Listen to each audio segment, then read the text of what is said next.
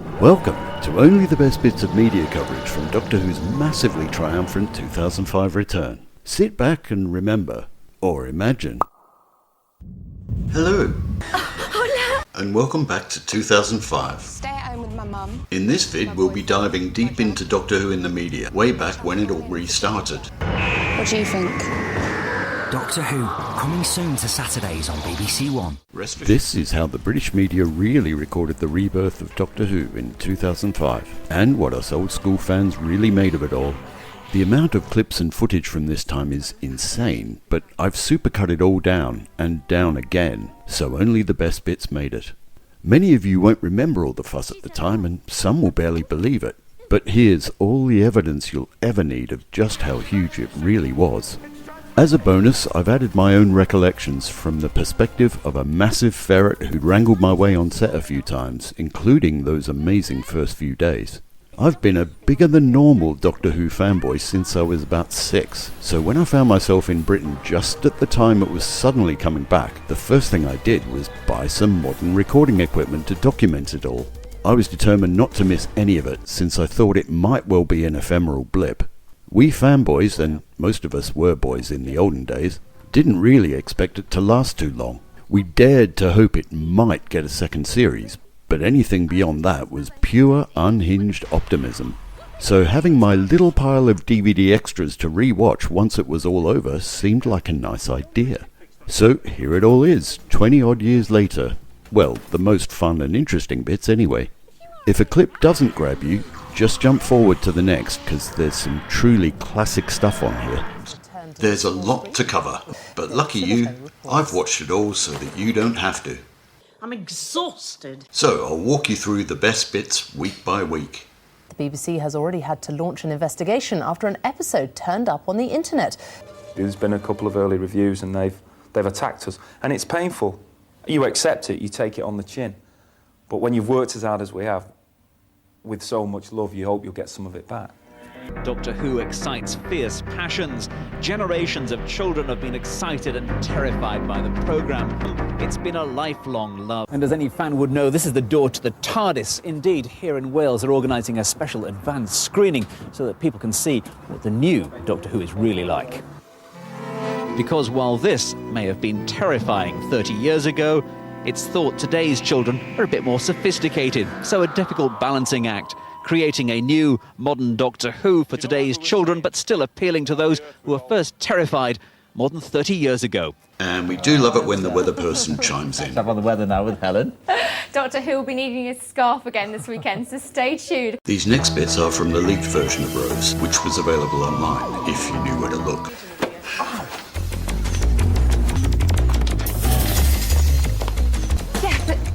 What? Just the Doctor.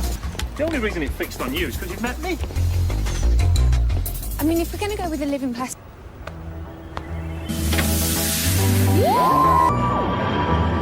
And this was BBC Breakfast on March 9th. Again, save the universe from a dastardly foe.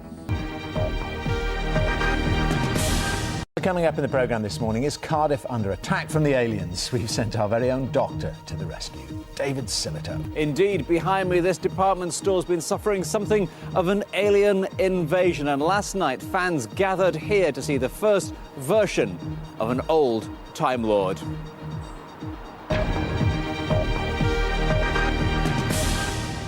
Tom Baker's old scarf's gone, doesn't he? Carol's got it. Here we go again. He's wearing it this morning. Good morning. What do you mean old scarf? This is my best one. It's very long, Dermot, so I'd play my cards very carefully this morning if I were you. Thanks, Carol. Now, the man who is now chairman of the BBC, Michael Gray, The ancient enemy. He took great pleasure in dropping it from the schedules more than 16 years ago. But last night, Doctor Who's fans had their revenge. They certainly did. And after 16 years, many believe that this is a victory for fan power. I still don't believe it's actually coming back. It still hasn't sunk in. And most of us could relate to that. And last night, die-hard fans were among those invited to see a special screening of the first new episode with a new Doctor Who. The classic elements of this series are there. The Daleks, the TARDIS, the Doctor's persona, his aims, the central message of love life in all its forms are there. But certain other things, the furniture's been moved around a bit. The original was famous for terrifying children, and even on the new set, the Daleks still have a presence. These grown men just turned into, you know, screaming little boys. It was really quite funny. No, but I didn't have the same, you know, the same association that they did, you know, hiding behind the sofa scared of the Dalek, sleepless nights, all that kind of stuff. For me, it was just this, you know, crazy robot. And the first episode of the new Doctor Who seems to have gone down rather well. If the kids don't like that, then the kids don't deserve to have any television shown to them ever again. We've just seen Doctor Who and I really, really enjoyed it. I had a big grin on my face the whole time. It's really funny. But while a few campaigning fans may love it, the real question is whether the Doctor still has mass appeal. Oh, that music just brings back all those memories, doesn't it? We'll be behind the sofa before long. Cybermen. Makes me shiver. Well, what did those fans see? Well, they saw this department store blowing up. They also saw evil, possessed wheelie bins and a new Doctor Who. The rest of us will have a chance to run behind our sofas on March the 26th. And God only knows where they got this Dalek from.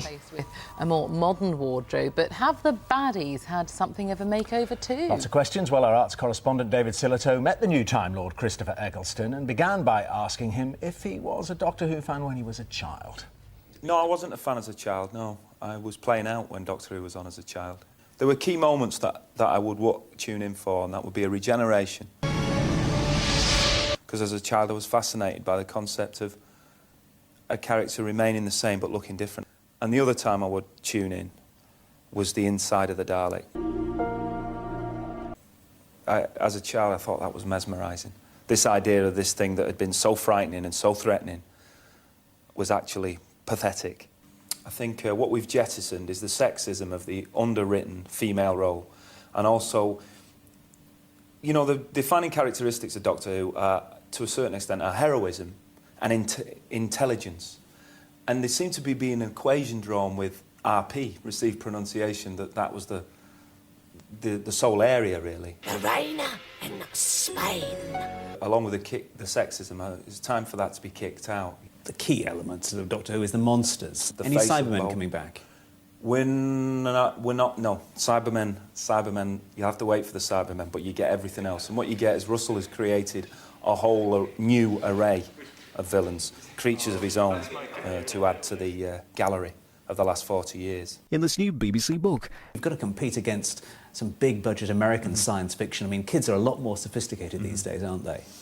I think they are more sophisticated in terms of what they're taking visually. What a lot of the science fiction programmes we're going up against don't have is the kind of central message of Doctor Who, which is love life. You know, it's unashamedly emotional about. The Doctor's message seems to be, you have a short life, make sure it's a happy one and seize every moment and accept life in all its forms. You know, he doesn't react with horror when he sees a blue three-headed monster. He reacts with wonder, and I think that's a very important message to send out to children. The series you're talking about, Buffy, it's kind of postmodern irony and stuff, whereas this retains that kind of innocence, the innocence of its message. As a child watching it, I was put off by some of the low production values. I don't have a camp sensibility. Red's camp, there's all those red alerts, all that dancing. When the sets wobbled, it meant that the world wasn't real. I didn't believe in it. And here's an admission. Whereas I'd stay with Star Trek because the production values were high, as far as I could see, and the world was consistent. We're in line with all that. The production values are very high. We had a good budget, and we had, most importantly, we had brilliant people working on it at the crew level who've created. There's no wobbly sets. And someone at the BBC's been counting. There's supposedly 8,000 committed fans out there who've stayed year after year after year. Have you encountered any of them so far in their homemade Yeah, I mean, I'm Dalek quite outfits? fortunate because I've been in the business, varying degrees of kind of exposure for over the last 18 years. And so I know a little what that's like. When I was cast in the role, I immediately met a number of Whovians, and they have been unfailingly polite and gentle and encouraging to me, and I'm very grateful to it. They've been around the set, they've watched us filming, and I think they're passionate and grateful that the series is returning, and I've enjoyed every encounter with them. What they want to know is what it's like being a Time Lord.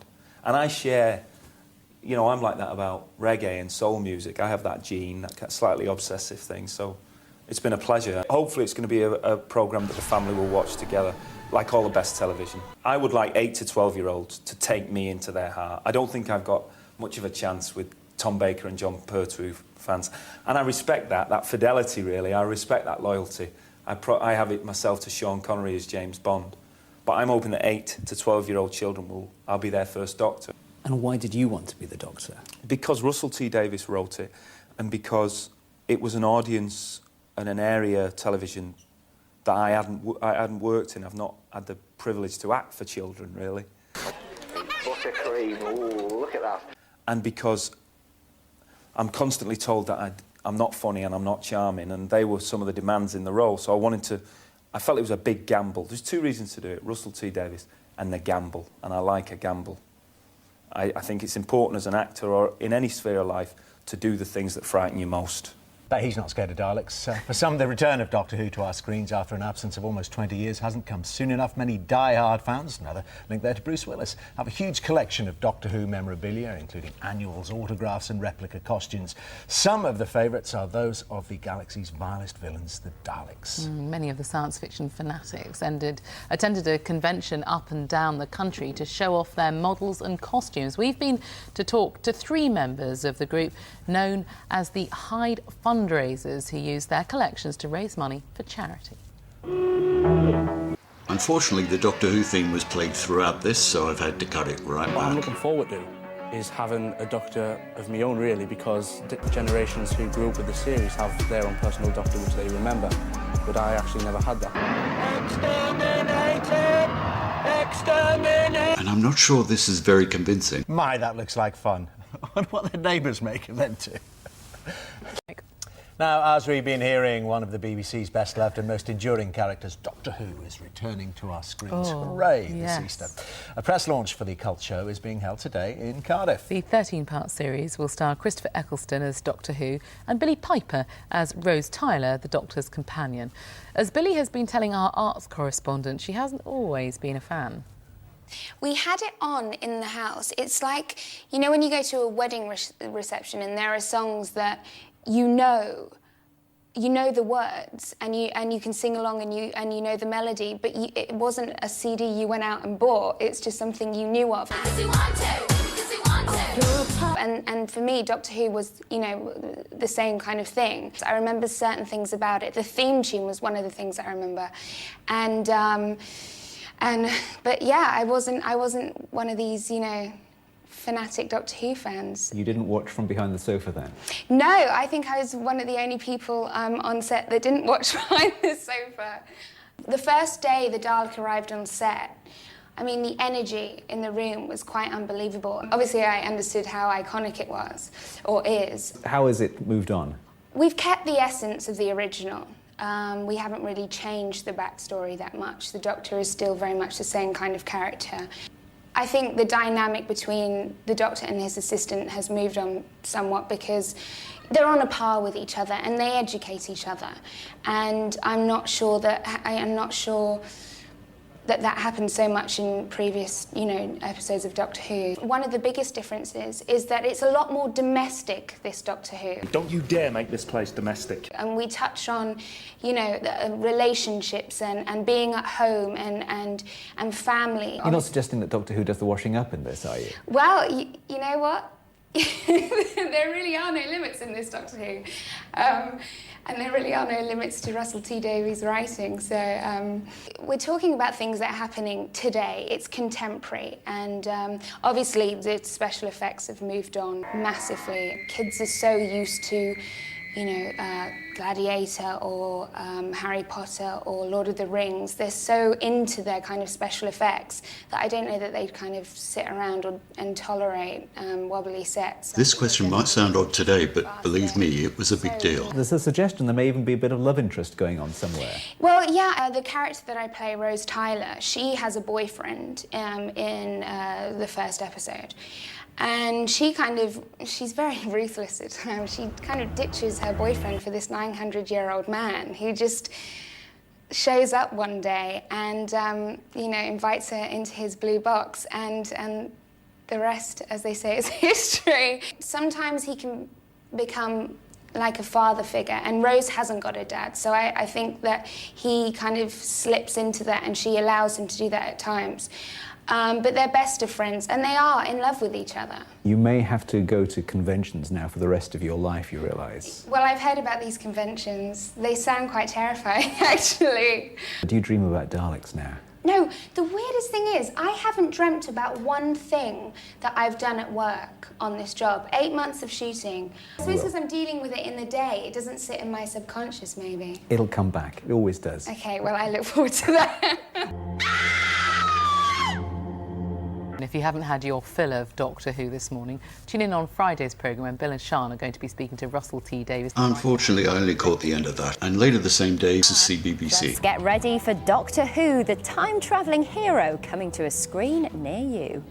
And finally to a new time-travelling superhero. He's called Doctor Who, and he's coming to a screen near you in his TARDIS spaceship. Here's Lizo. Doctor Who saves planets, galaxies and even the universe for a living. He's a Time Lord and spends his life in his TARDIS, zapping backwards and forwards in time. He's joined on his latest adventures by Rose Tyler, a teenager who until now hadn't travelled very much. Christopher Eccleston, who plays the Doctor, explains what he thinks makes him such an interesting character. He's a life lover, he's an enthusiast, and he's insatiably curious. And it's that curiosity that leads him into so much trouble and so many adventures.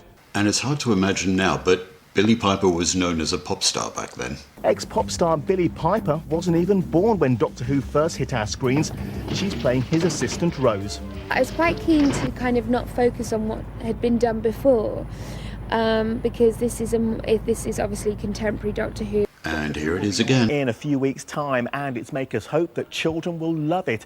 As for older fans, well, they've been campaigning for years for the Doctor's return, as well as arch enemies, the Daleks. That's it. I'm back tomorrow, same time, same place. See ya. Watch carefully. It's not really there. And later that night, this was Newsnight. And the future of the world is safe, but can that old codger Doctor Who cut it anymore?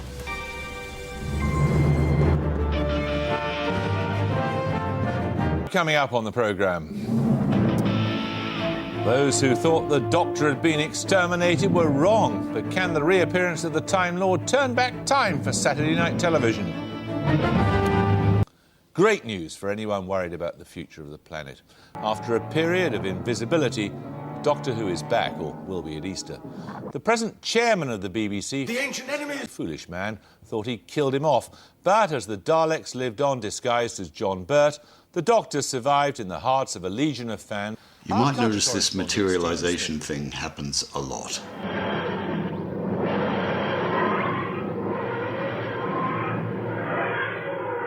For years, Doctor Who would materialise from his trusty TARDIS before doing battle with a host of adversaries. He's been out of the game for a while, but word is he remains as razor-sharp as ever. There's not much doubt that Doctor Who could still save the planet. But can he save the BBC on Saturday night?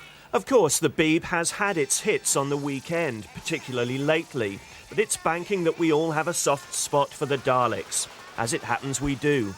It's our spines. If you're of a certain age, you can probably remember when the only defence against the Daleks was an old three-piece suite.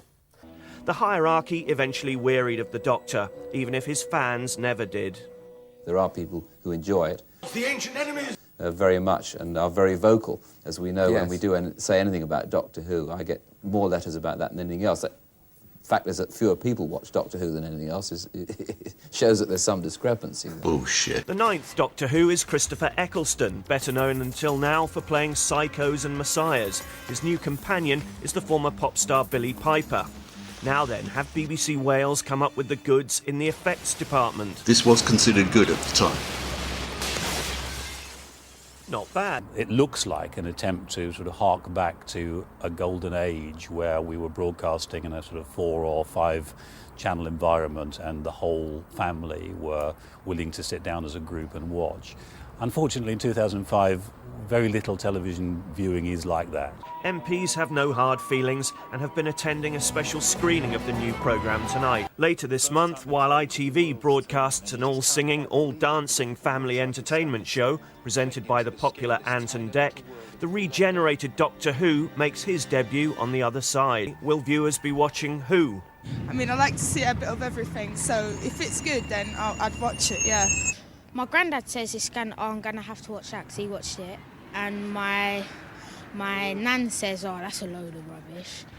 I don't know, I ain't heard of it. What's it about? Saturday night on the box, it's a battlefield. But the Time Lord says, let me through. I'm the Doctor. We'll get used to it.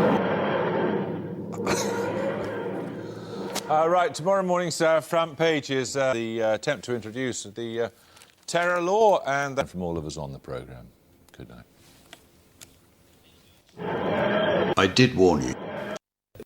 Got enough lines and enough FaceTime? Oh, right, he'd say the opposite. He'd say, give me less, please. He's worn out, but no, it's sort of, not with something like Doctor Who, because it's very much carried by Chris and Bennett. You can sit back now, can't you? Do you think? That'd be nice. Yeah, what, you've got Casanova BBC 3, 10 o'clock? Yes. Yes, 10 and then o'clock. you've got Doctor Who coming up in a couple of weeks. Easter Saturday. You've got to find something else to write, Russell. Do you know? Well, hopefully there'll be a second series of Doctor Who. That's the plan. So we expect to see you at the BAFTAs next year, or the RTS? Serving, probably. Here's your man.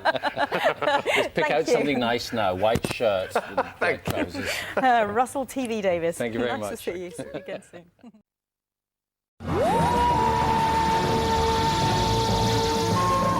Coming soon to Saturdays on BBC One.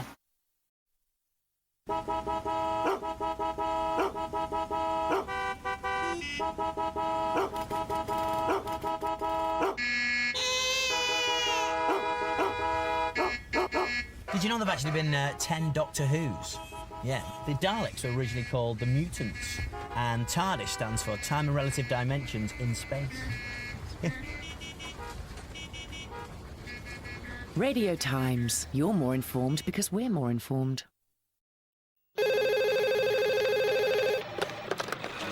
Your call is important to us. Please press hash to continue. Your call has been placed in queue.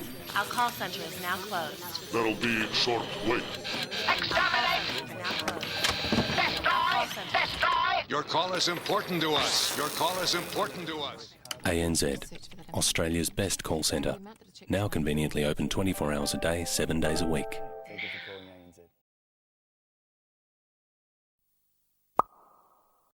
This Easter sees the return to our screens of one of the great characters of British television, Doctor Who. Now, with only 2 weeks to go, comes one of my favourite ever clips. It's not nostalgic grown-ups, but children. So will the qualities that made the original series so distinctive appeal to the 10-year-olds of today? For years now, men like me have been forced to walk in the shadows, to hide our true natures, to lie to our partners about those videos and magazines, to identify each other with secret coded references to the talons of Weng Chiang. Just ignore that. Because on Easter Saturday, Doctor Who is coming back. And that fills people like me with terror. This isn't me whining about big boys, the ancient enemies, coming and taking Doctor Who away from me. There were some vital ingredients that had to be there for you to know that you were in the presence of Doctor Who. Is he making a statement about special effects? The juxtaposition of the cosily familiar and the totally weird. It made you feel unsafe in your own home and on the street where you lived. Doctor Who's message to children like me was stark. More stark than any public information film about men who offer to show you some puppies. Never do any window shopping on Ealing High Street. Don't sniff that plastic daffodil. Ciao! Beware of nurses. Oh, matron. I think they mined that scene brilliantly, probably to death. Doctor Who is part of that long tradition of British Gothic fantasy that goes back to Mary Shelley. But more specifically, it should probably be classified in that subgroup of works that put Gothic horrors onto British streets. And H.G. Wells gave the notion an extraterrestrial twist when he sent the Martian war machines in to smack up Woking. Sensible man. During the Tom Baker era, Doctor Who drew on its Gothic tradition explicitly to create a new kind of uncanny feeling. An uncanny feeling that we might have seen these stories somewhere before. Children in the audience, they were encountering these myths and stories for the first time. Then you would have a more knowing adult. If they were unkind, they'd say we were ripping off, you know, Hammer horror. Answer it, you fool! You're really showing that there are very dark and powerful forces out there, and that's scary. But this dark heyday of Doctor Who was the 1970s, when most British movies were about Satanists and cannibals and lesbian vampire schoolgirls. Oh my God, how have I missed these? All sorts to make a galaxy, Your Grace. I think the language of Gothic is quite fundamental. A kid is still scared of the dark, and he's still scared of that wardrobe door in the dark that might open. I think kids are scared of that before they've seen a film, or before they've read the literature. I think that's quite fundamental. There's a growing sophistication in drama, in storytelling, that means you're in trouble if you're just relying on that sort of stuff. The youngest audience is more sophisticated in the television it watches. It wants more emotion, it wants more honesty, it wants more truth. Simple pictorial thrills are not enough anymore. Will the uncanny live again? There was a deadly wheelie bin in the first episode that I love. I hope to God kids watch that on Saturday, and when they go to school on Monday, it's bin day, and I want them to be scared of them. So household objects will still kill people, it's just that they'll kill people with emotional lives. Now, in the age of satellite and cable and digital and TVs in every room, primetime horror and surrealism are provided by David Dickinson and live plastic surgery. How confident are you about whether it'll be a success or not? We are up against Ant and Dec. For 18 months I've been saying, I bet we're up against Ant and Dec. And lo and behold, we are. So it's very scary. Equally, I hope we get 20 million viewers and blast everything off the map. It really does deserve it. Will I still recognise him as the man who had more influence upon the formation of my moral character than, you know, that guy with the beard who did that walking on water thing? He's not the Messiah, he's a very naughty boy!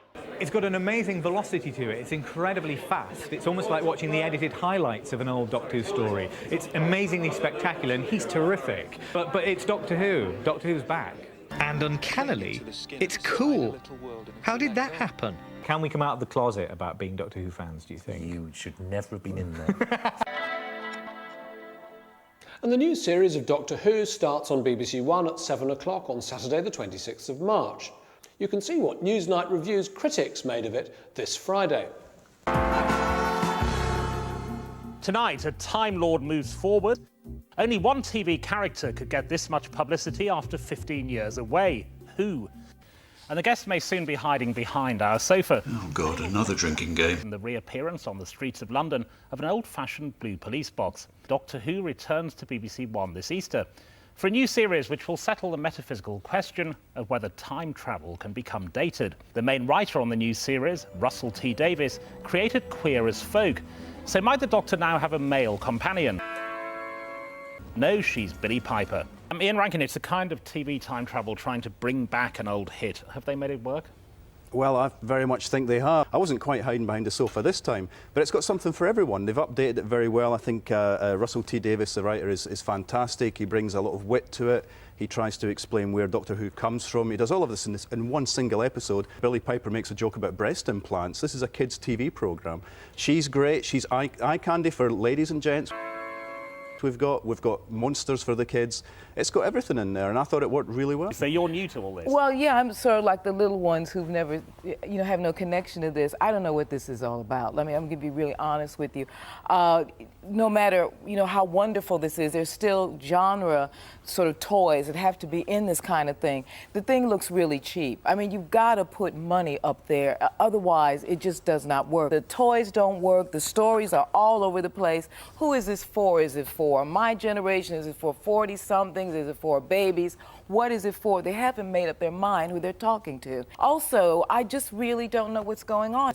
The acting is wonderful, the writing is wonderful, but it looks thin. It just looks cheap. And this kind of thing, you can't do that with. John Kerry. Well, I think the cheapness is part of the point. It's very British. It's self-mocking. It's not to be taken too seriously. The great moment for me was when Mickey, the boyfriend, is swallowed by a wheelie bin. And the other great moment was when the plastic arm torn off a dummy grabs the girl's face, grabs Rose's face. Quite frightening for kids. Very cleverly turning something innocent into something sinister. The teaser that we've seen for the second episode looks fantastic. It looks like Hitchhiker's Guide to the Galaxy. Very camp, full of fantastic aliens. I think it's going to be a big But, you know, hit. it looks like the storyboard of a movie. There is nothing in it.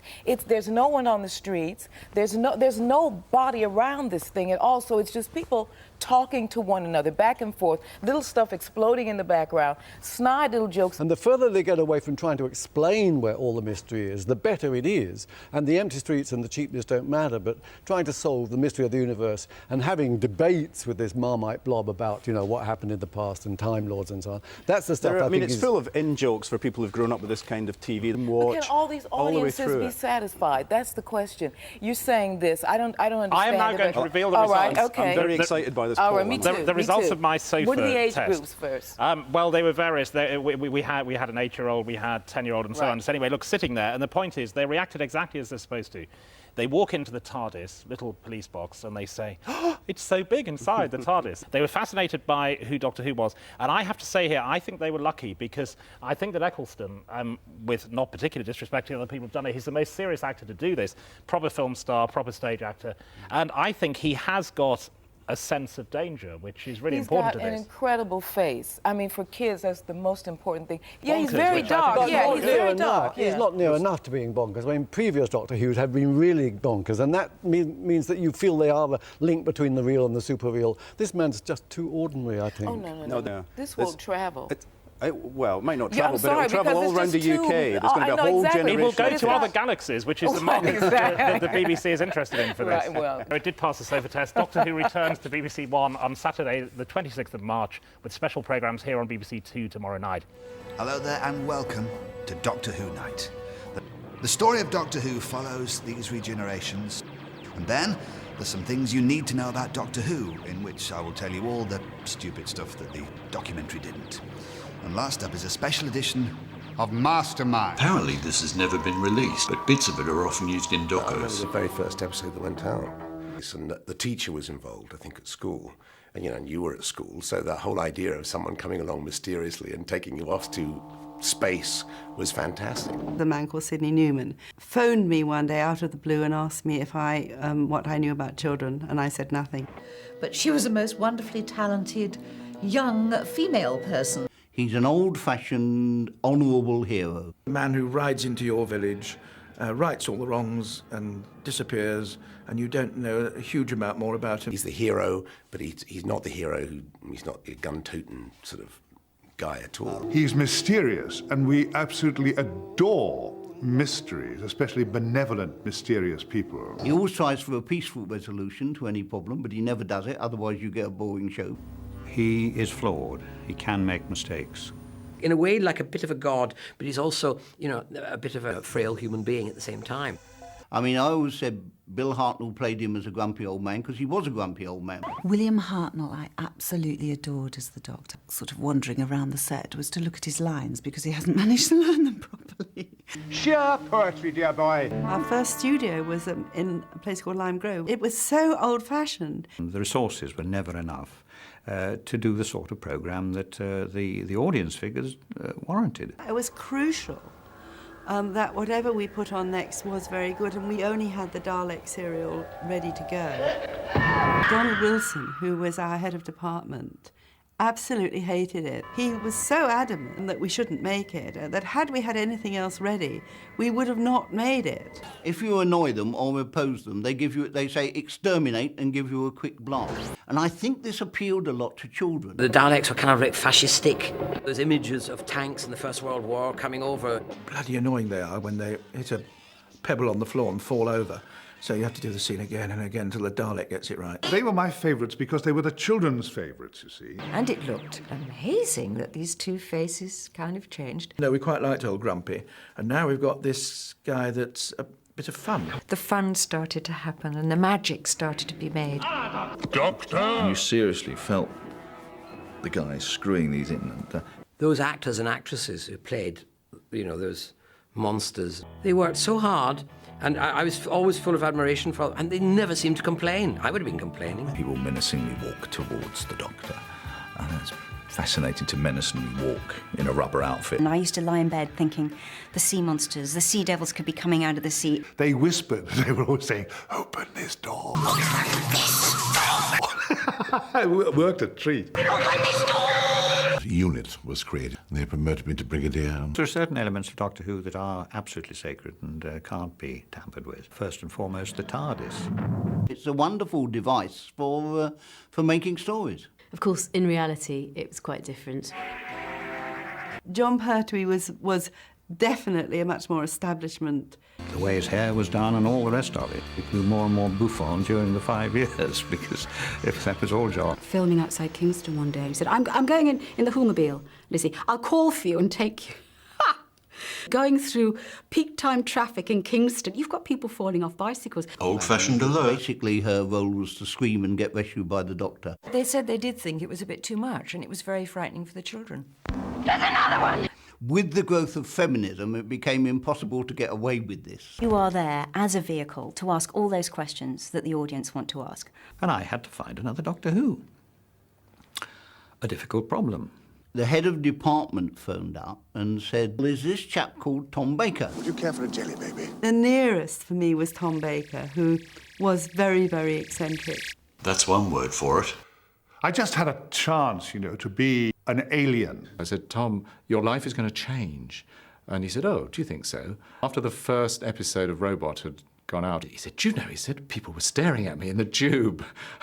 I didn't always read the scripts, you know, it was terrible. Everyone says to me, where's your scarf? I love the cheapness of it. Didn't we all? There was this brilliant new material called bubble wrap. Americans can skip this. Not good at cricket, but I'm not terrible either. I actually did run up, I bowled the ball, and I bowled it out, which was a bigger thrill for me than anything in the entire series. I was only allowed to put my arm around the male companion. Wasn't allowed to put my arm around the female companion in case people thought there was hanky-panky. And you have to kind of get that laughter out of your system, otherwise you just won't be able to get through the studio days. And you always feel a bit bitter about the person who's taken over from you. Should I actually have left? No. The good thing about my costume was I was the one person who didn't have to look at it. By that time, ITV was doing anything to shake Doctor Who out of the ratings. The ancient enemy! He was on record before he joined the BBC of saying he didn't like Doctor Who, so he wasn't inconsistent. No, just a Tory tosser. When he promptly axed it. He thinks that 3 years for each Doctor is about the right length of time. We did a lot of our own stunts. Oh, Doctor Who's my favourite programme, and you're my 5th favourite Doctor. I thought, oh, God love the man. I had a real feeling we're going to hit gold. We're just there. And, That's the big problem for me. Also, We now have the new series rapidly warping towards us, and very soon there will be millions of new young Doctor Who fans in playgrounds up and down the land threatening to exterminate one another. But hopefully not on camera.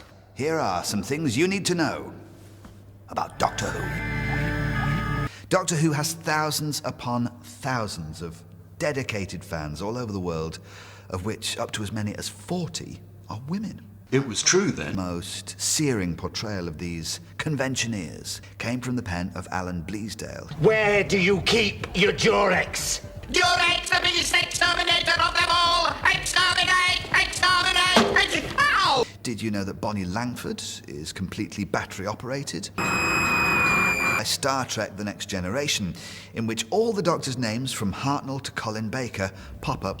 Yeah, but a rubbish episode.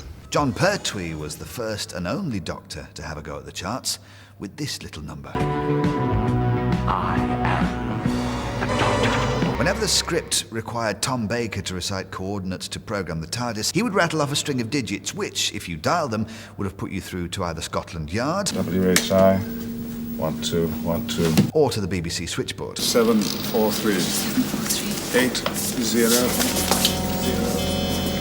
The man responsible for depriving these kids of their rightful place behind the sofa was BBC One's then controller, Michael Grade. The ancient enemies! So why did you cancel the show? It seemed to me that Doctor Who was caught in a time warp. Yes. Really. Okay. Both the Doctor and The ancient enemies! disappeared from the corporation at roughly the same time, but loyal The ancient enemies! fans never lost faith. They regularly had conventions where they'd dress up like their hero, smoking fat cigars, and eventually fan power won out when, in 2004, The ancient enemies! returned to the BBC. It's none of the governor's business what happens to Doctor Who, as long as I don't have to watch it. The ancient enemies! Its judgment is, of course, legendary and quite above reproach. After all, he was the person who decided what went in the Millennium Dome. Google it.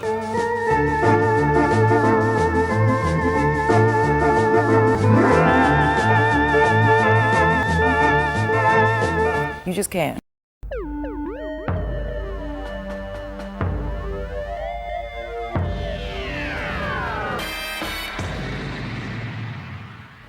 And the reason I didn't do what I always do and tell you what special subjects have been chosen is because they're all the same.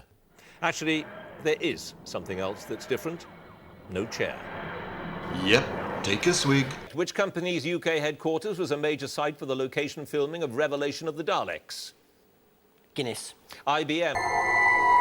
Which member of the Daleks' Grand Alliance was played by Robert Cartland in Mission to the Unknown and Brian Moseley in the Daleks' Master Plan? Malfa. Correct. Which designer on the first Dalek serial was replaced by Raymond P. Cusick when he was unable to attend filming? Ridley Scott. Yes. Quite good. Eleanor Bron and which actor made cameo appearances as art lovers at a Parisian gallery in City of Death? John Cleese. Yes. Wonderful. What process was used by Bernard Lodge in creating the opening titles used from 1973 to 1980? Split screen. No, slit scan. Which song accompanies the action through all 4 episodes of The Gunfighters? Last Chance Saloon, Ballad of the Last Chance Saloon. Yes. The Last Chance Saloon. When Fraser Hines fell ill with chickenpox, who replaced him as Jamie in episodes 2 and 3 of The Mind Robber? Hamish Wilson. Hamish Wilson. He's absolutely right. What were the last words uttered by the 6th Doctor in part 14 of The Trial of a Time Lord? Pass. Carrot juice, carrot juice, carrot juice. Karen Davis in first place. Christopher Eccleston. Welcome. Or should I say Doctor Who? Yep. Come for now. Come for now. What was it like being Doctor Who? It was a great challenge. I mean, the most important thing about Doctor Who, as some of the contestants said tonight, is the quality of the scripts. We had that with Russell T. Davis as our key writer. It was an amazing 8 months. It really takes over your life. And will continue to do. Yeah, we'll see. And there's a lot riding on you because they were saying tonight you've got to take it seriously. Oh, I did. It's a serious business saving the world. Yeah, that's very Once true. a week. Yeah, well, you've been Jesus sort of already, haven't you? You've been the Son of God in another incarnation. Nothing wrong with my ego. But Karen, come and receive your award. Well done. Fantastic. People thought, well, okay, right. Join BBC Radio 2 for a major news series examining the Doctor Who phenomenon. Billy Piper. Around this time, I realised Chris and Billy were repeating the same story, so I've cut them out.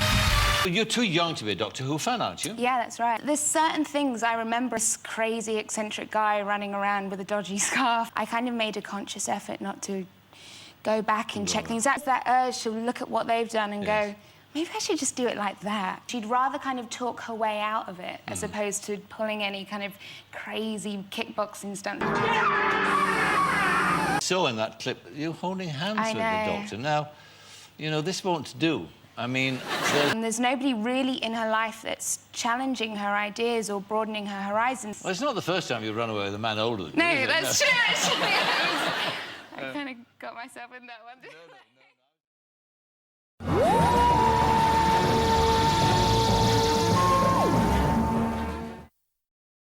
This Christmas Day, there'll be even more dashing, bashing, racing, and chasing.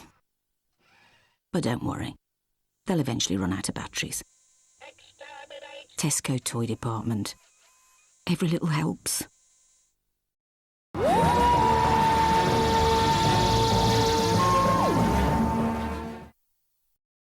You can find out more about the Doctor's most evil enemies from the past, present and future in this new BBC book.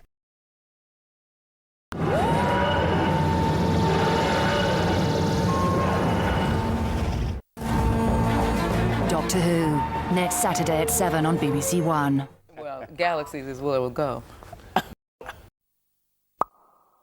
Hello, I'm Chris Eccleston, and I'm playing the Doctor. An entire nation desperately trying to stay in time with Strictly Dance Fever. And a Time Lord whose biggest problem is just staying alive. Doctor Who. You want to come with me? 2 brand new shows back to back tonight from 5:55 on BBC One. Knock, knock. Who's there? Doctor. Doctor Who. If you're a big sci-fi fan, then you're going to love that on Saturday, but I think that's far too far away, Mahimi. Well, you don't have to wait any longer because it's time for Blue Peter, and Billy and Christopher are in the studio. Hide behind the sofa as we meet the new Doctor Who. I'll be showing you how to make one of these very cute. Very strange noises. What's going on? What's going on? Oh, we've got an arrival in the studio, everyone. Who could this be? Hey! It's Doctor Who. Well done. Hello. Christopher Eccleston. Hi, It's great nice to to see you. Welcome to Blue Peter, and of Thank course, you. welcome to the year 2005. Thanks. Glad I made it. Who exactly is Doctor Who, and why is he travelling through time and space? Doctor Who is an alien with 2 hearts, and he's 900 years of age from the planet Gallifrey. Ooh. And he's travelling through time to promote peace and to have adventures. He's a machine for travelling backwards and forwards in time. It's a time-travelling capsule. And this particular one's disguised as a police box from the 1960s. And you'll find out why in the series. And Doctor Who has a human companion called Rose, who is played by Billy Piper. And Billy was supposed to be here today, wasn't she, Chris? But she's not very well. I did catch up with Billy during filming on set of the new series. Action. Chaotic round here, isn't it? There's scenes going here, there's scenes there. I know, and we're just dashing around from one scene to the next. I haven't got a clue where I am. I don't know about you with your lines and things like that. I often feel like that. They get on famously and kind of pair up and become a tag team, and they kind of educate each other. Although it's been off the TV for quite a while, it's famous for its very scary aliens. And the Autons actually make an appearance in the new series, yeah? The Autons, which are basically plastic dummies that we pass in the street every day, perhaps slightly unfairly at times, has got a reputation for having wobbly sets and low production values. But we thought it was very important with things like Buffy the Vampire Slayer to bring the special effects up to date and spend some money on it. And we've done that, so the special effects are as good as anything you'll see, we hope. How did you feel about taking on a role like that? I was very excited because I've been acting for about 18 years and I felt ready to do something with that kind of responsibility. You're only really as good as the stories that are written for you. Also here in the studio we have your jacket. Ah, where'd you get that from? Well, it was just behind there, actually. What do you think? It's a little bit too big for me. It fits you. It does. It feels great. Now we're famous. Are you going to take that jacket off? I hope you're going to keep that. Episode 4. We can't let too much away, but I'm actually going to be in that. Here we go. Here we go. I think Peter Purvis, who was a presenter when I was young, was in Doctor Who. What's the hardest thing about filming Doctor Who? The hardest thing about filming Doctor Who is the fact that you don't have any life. We do 12 and 14-hour days filming on set, and then because I was playing a lead role, I'd have to go home at night and learn all my lines, so you couldn't really do anything else. It was a great honour and a great privilege, but it does completely take over your life. What have you come as? Were you in there? Yes. Were you in there? Yes. Now, you might be wondering why we're hiding behind the sofa, but you know this Saturday sees the return of the classic Doctor Who. After 16 years off our screens, Christopher Eccleston becomes the 8th ever time-travelling Doctor. We caught up with him and his co-stars on the set of the new series. Hello, I'm Chris Eccleston and I'm playing the Doctor. I don't have a great deal of knowledge of the previous series, and that's partly as a kid I didn't watch it, and I made a decision when I got the role not to look back. I was really that interested in Doctor Who. There was 2 things. The thing that looked like a baked potato. Somebody else would probably be able to tell you the name of it. It looked like a baked potato with eyes. When we saw the inside of the Dalek, that was fascinating to a child. Having now completed an entire Doctor Who series, which took 8 months, did she and Christopher Eccleston get on? We get on famously. I have learnt an awful lot from him. The chemistry does work. I hope so, anyway. Does Chris Eccleston worry that die-hard Doctor Who fans might not approve of him? I don't think there's any way I can ever win those fans over. The first Doctor you see is your Doctor. It's the 8-year-old. I'm hoping that I'll become their Doctor. And the man who's responsible for bringing the Daleks and the TARDIS back to our screens is lifelong fan and writer of the new series It's Only Russell T Davies. Hello. Who were the baked potato heads? They were... The Sontarans. The Sontarans. Of course they were. Were you chosen, or did you say, I'd like to do it? I'd been saying I'd like to do it for years and years and years, and eventually someone listened. I think I just wore them down like a dripping tap in the end, and they said, let's bring it back, and they asked me. I was so happy. Brilliant. How big a fan were you? Really love it, honestly. It's like, sadly, I recognised every single one of those clips, and I say sadly, I should be proud of my fandom, because I really love it and really thought it had a lot of potential to come back. This is the man, of course, interestingly, who's written Queer as Folk, to Yes. lots of controversy, the current Casanova, but then before that, you were doing the children and family I entertainment worked as for well. many years when you were in that broom cupboard, Philip. I was working at the children's BBC and BBC Wales, and I loved children's television, absolutely loved it. There is no way you could go back to the old production values, and they worked very, very hard under very difficult circumstances. You know, now you've got Buffy and Smallville and all those wonderful shows and Harry Potter films. And, you know, my nephews and nieces have watched the Harry Potter films just on constant rewind. Yes. You've kept the Daleks. Yes, absolutely. But now they can get up the stairs. With ease, with a lot more ease than me, actually. Yes. Shall we have a quick reminder of Daleks? The old ones? Yes. I'll be quick. behind the sofa Go again. on, go on. Peace and love! Hey, shall I have a look here? There they are. OK. Who's that? Lady Cassandra. That's Cassandra, who is voiced by Zoe Wanamaker, and she's had so much plastic surgery, she's just become a sheet of skin. We've interviewed people like that. Exactly. Is that based on anyone? No, it was that. I got the idea for that watching the Oscars ceremony. These wonderful names, Hop Pyleen. Hop Pyleen. Where did that come from? I just sit at home and make them up. Do you really? I have a drink, frankly, and off I go. I'm going to spread my wings. Mox of Balhoun. Yes. I think I had too much to drink. Actually. You are handling something There here is- that's very close to a lot of people's hearts. Absolutely, that's true. And not just the die-hard fans, but actually anyone of a certain age. I think sort of between 30 and 40 and older remembers it with great affection. You know, what's next? Are you I going think to it's Howard's Way, really. Howard's Way. Howard's Way. Revisited. Bring it back. Blake Seven. Could I come into it? No, thanks. I saw the preview. I was just sat with a big stupid grin on my face. Like, the TARDIS is just how you remember it, and he's just brilliant. He does things like picks up books. Oh, what a sad ending. Not bad, a bit boring in the middle. He's just fantastic as the Doctor. And Russell was saying that Billie Piper is a delight to work with. She's You know, really good, lovely, isn't it, actually? hard-working, and brilliant on screen. And the computer effects look fantastic. I mean, even that exploding building, they've really got that right. But the TARDIS still goes wrong. It still doesn't work. No. It's like watching Harry Potter. It's that sort of feeling. When some of the monsters are a bit rubbish, you're not really going to be scared of wheelie bins, but it's just funny. It's such a good laugh. Was this something you actively wanted, or did they come to you first? It was written by Russell T Davies, who I did a thing called Second Coming with. There's a real passion in him for it. He really believes in it. There's some terrifying aliens in it, but it's also really emotional, and it's dealing with loss and things. There's some powerful stuff in there. Yeah. The ones I grew up with were Baker and Pertwee.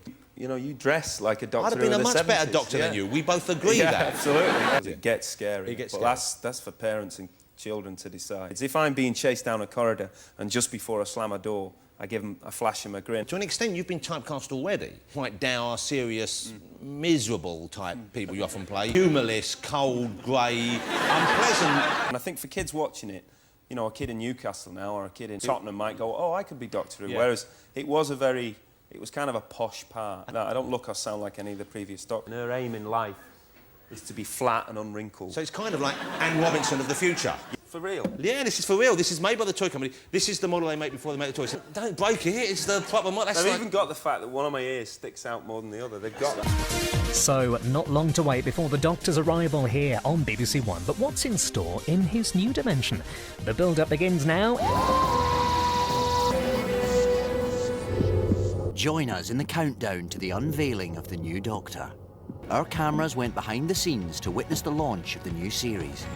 After 8 months of filming, shown to an expectant press, and our cameras were there to gauge their reaction. It's been my life for 8 months. I've done nothing else. And with a new Doctor comes a new assistant.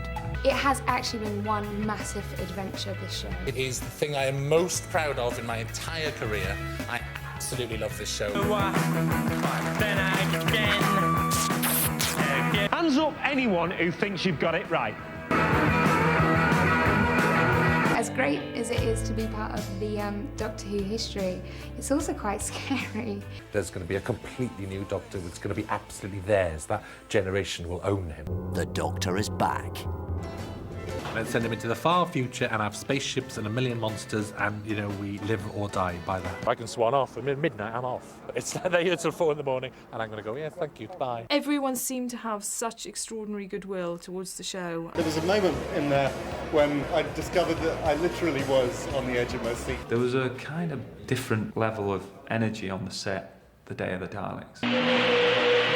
Oh, he's lovely.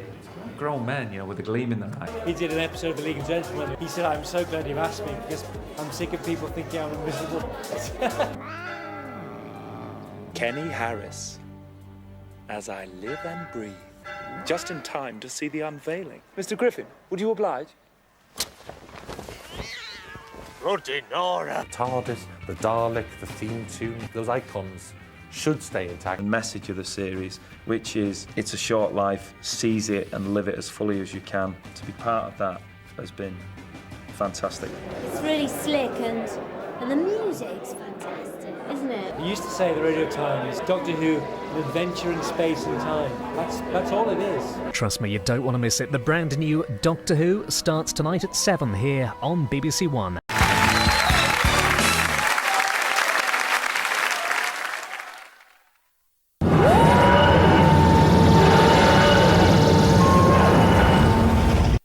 Can't con an honest man, but a dishonest man. Now he gets what he deserves. 83-year-old tenant blocking the deal. So I ran over the catch.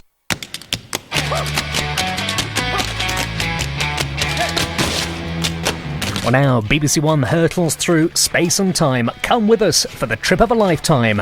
Aliens, you have been warned. Christopher Eccleston is the new Doctor Who.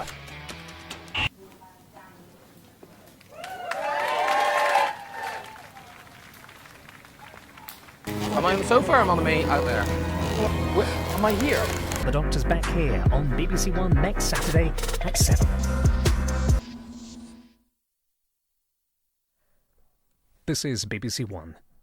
Now, just ahead of the National Lottery, a news report from Darren Jordan. Good evening. The former Labour Prime Minister, Lord Callaghan of Cardiff, has died. Well, it's all sci-fi sensation for the next hour and a half here on BBC Three. After, of course, we go Doctor Who Confidential. And tonight is also our first Chris and Billy scene with the Doctor and Rose together. And that's exciting. When I'd moved to London as an adult, an old friend I used to run the local fan club with moved to Melbourne. He told me where to look online for Doctor Who news, so when filming finally commenced in July 2004, we kept a close eye on it. On maybe the second day, someone reported that Doctor Who would be filming in central Cardiff that evening. So, loaded with ridiculous optimism, I literally jumped on the next train to Cardiff. Before I even found my hotel, I came across a fake London Underground sign and realised I'd already found the right location. The crew seemed to be setting up in Howells, a department store by the main shopping mall. A large gang of press photographers had assembled outside with huge telephoto lenses, trying to capture what was going on inside. Turns out Billy was filming a short scene and the press gang were hoping she'd come outside. A couple of extras came outside and we all took pics with no clue who they were or what they were doing. But I did catch a glimpse of Russell T Davies inside the store. He's insanely tall, so he's pretty hard to miss. Somehow I'd found out they were filming. I'd heard online that Autons were part of the first story, and before long, there they were, right in front of me. A number of vehicles were set up to drive into shot, including a bus which was supposed to look on fire. Lots of time was spent on that bus, and I don't think it even made it into the final cut. A group of performers ran screaming from the shopping centre entrance, followed by a group of Autons. They repeated this a number of times, with the resets taking quite a while. After a few takes, I realised their cameras were focusing on a particular actor running and screaming. I later found out this was the fabulous Camille Kaduri playing Jackie Tyler. and somehow I found out there was more filming the following night, so I arranged to stay in Cardiff for another day. And this is where things got really jammy. Back at the hotel, I heard some fuss outside my window, so I glanced outside and saw that they were about to start filming directly below me. They began shooting Billy getting off a bus, when a photographer from The Sun turned up with a gold Dalek and interrupted filming to get pointless shots. The crew began to assemble the TARDIS directly opposite my hotel again. Then I saw Russell strolling along and decided to go up and chat. Somehow I found the guts to breeze up to him and say, "Aren't you Russell T Davies?" He stopped, beamed a huge smile, and then enthusiastically started to detail what they'd just shot inside the shopping centre. He headed us away from the crowds, his friend in tow, sat us down on a bench and proceeded to show me the offending autons on a small video cam he was carrying. During my time in Cardiff, I'd been constantly texting my fanboy mate in Melbourne, Peter, who was near the beginning of his writing career. I told Russell about him, and he immediately said, "Shall we call him?" He answered half asleep, and I handed the phone to Russell, who said, and I'll try not to do an impression, "Hello Peter, it's Russell T Davies here, how are you?" There was a long pause, and then a loud scream, and did we laugh. They had a nice long chat about Doctor Who and writing in general, although I could only hear half of it. Eventually Russell handed the phone back, and Peter was buzzing. I told him about the insane luck I'd been having. Peter's surname is McTighe, by the way. You may have heard of him. By the time we got off the phone, Russell must have decided I was okay, because he mentioned they'd be filming opposite the London Eye from 8 PM the following Monday. Billy arrived and rehearsed running across the street.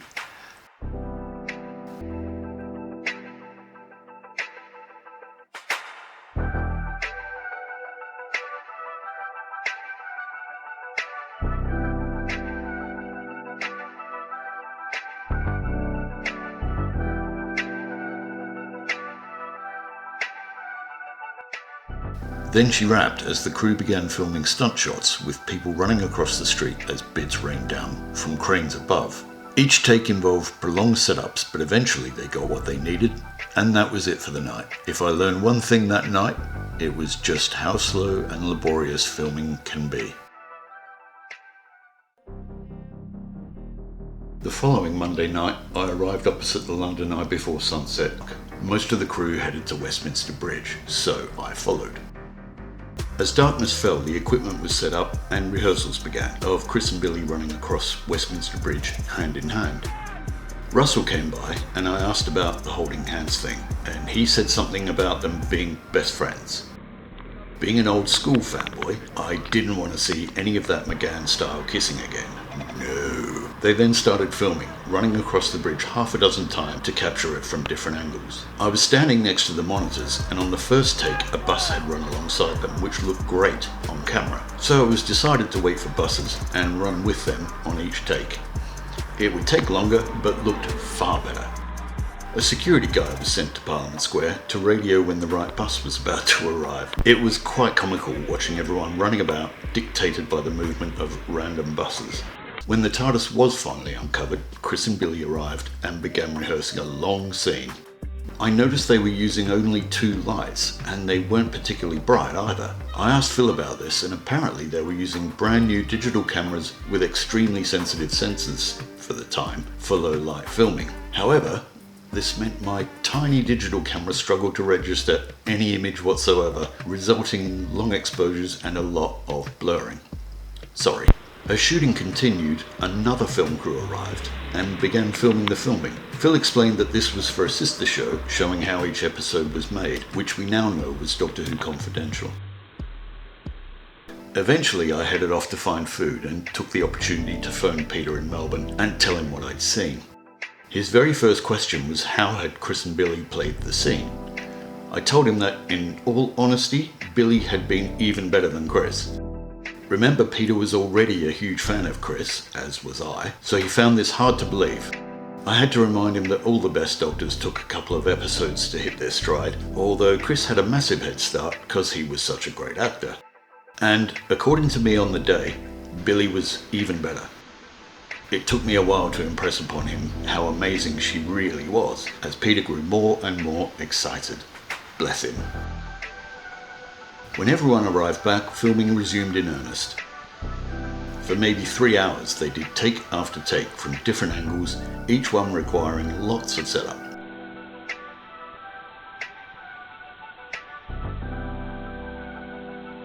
I was surprised at how many times this scene was repeated, but as it got light, they quickly finished and moved on. I followed Phil, who said they had a boat waiting across the water for a scene from episode 4. We arrived at Whitehall and the crew set up at the next street along from Downing Street. Phil mentioned they could only shut down Whitehall traffic for a few minutes, so everything had to be lined up and ready to go. A woman in pink stepped onto the street and started yelling something about Earth being safe, waving her Harriet Jones MP for Flydale North ID in the air. Then Chris and Billy stepped out and spoke a few lines. They repeated this maybe once, and then time was up.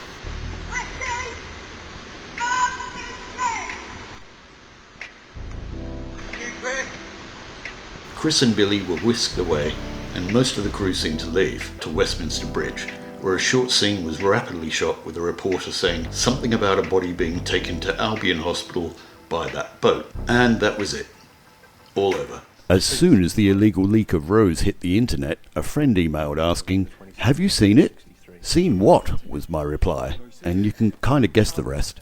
Although I wanted to wait and see it with everyone else, my logic was basically, what if I get hit by a bus tomorrow? So inevitably, I decided to download it. I clicked play just for a few seconds to check it might actually be real, and I remember excitedly telling my flatmate, who just said, "That's nice," and continued cooking his dinner. Notwe can be so unappreciative. I'd already read the press release about it being an unfinished draft, but I didn't care. I watched it anyway. 1 minute in, I was already taken aback. The montage, the music, the whole style of it was nothing like the Doctor Who of old. But another minute later, and it was exactly like the Doctor Who of old. By the end, I had all kinds of mixed feelings. It was clearly right for the time and right for a brand new audience. The monster plot was very much the B plot, which I found disappointing, given it was the Autons' first outing since 1971. But I hope you can see how one dramatically outweighed the other. I certainly could. As a test, I burned it to DVD, which I still have, and took it to a friend's to watch with her kids. There was a big group of us, all Notwe, and the moment the theme started, they all said, "Oh my god, it's really Doctor Who, isn't it?" They all loved it, and they all ended up watching for years. Not bad for a show the BBC hated, but my friend's kids had differing reactions. The older, maybe 6, left the room when the Autons came alive and people started screaming. She was over it. But the younger one, maybe 4, sat there and took it all in. A couple of seasons later, she'd be cornering me to tell me how much she loved Martha and even gave me her spare Martha doll. So that was a win. I watched Rose air a few weeks later with some fan friends who'd somehow resisted the temptation to watch the leak. Their reaction was remarkably similar to mine, and we were pretty sure it was on the right track despite our minor reservations. So here's what really happened in the aftermath of Rose. Welcome to the end of the world. Do you want to come with me? Backwards or forwards in time? Forwards. This vid covers the very eventful week after Doctor Who returned. Welcome to the end of the world.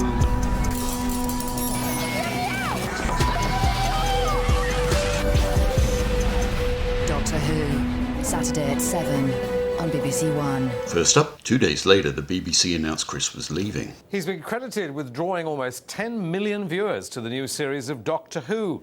But the show's star, Christopher Eccleston, has announced that he'll be quitting after the first series. BBC bosses are said to have a replacement in the wings to fill the vacant TARDIS. Here's Ben Ando. Davros and the Daleks may hold no fear for the Doctor, but he is terrified of being typecast.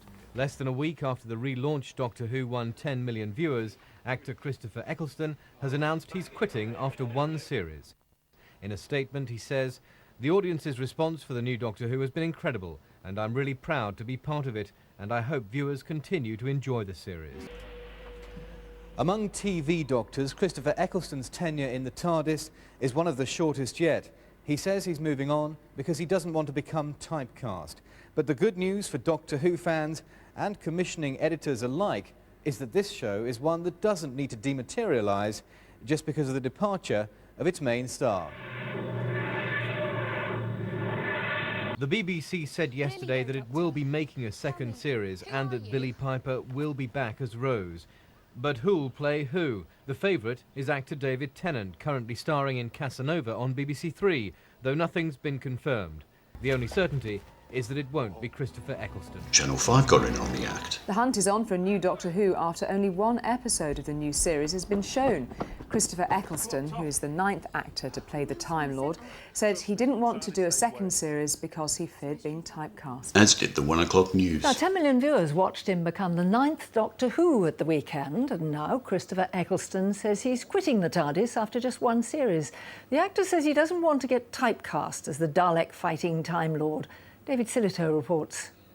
After a 16-year break, this new version has been critically acclaimed and a rating success. At the launch of this series, the new Doctor had doubts about a second series. Are you going to stay with Doctor Who for a long time, do you think? I can't answer that. It's impossible. All I can think about at the moment, and I literally stopped filming on Saturday, is this first series. And today, it was confirmed.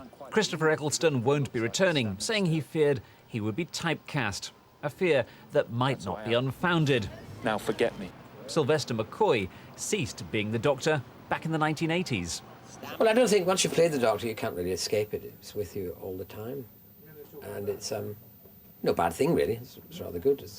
One's very proud to have played the Doctor.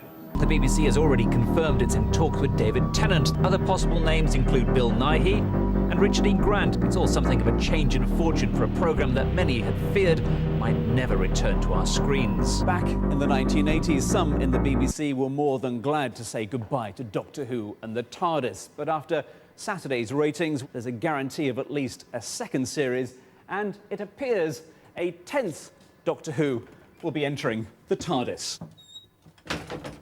David Silito, BBC News. That evening, CBBC's News Round ran at 2. And finally, after just one series, Christopher Eccleston has said he's quitting as Doctor Who. It's a big surprise because the new TV show is proving a huge hit. So why is he stepping out of the TARDIS so soon? And who will step in to replace him?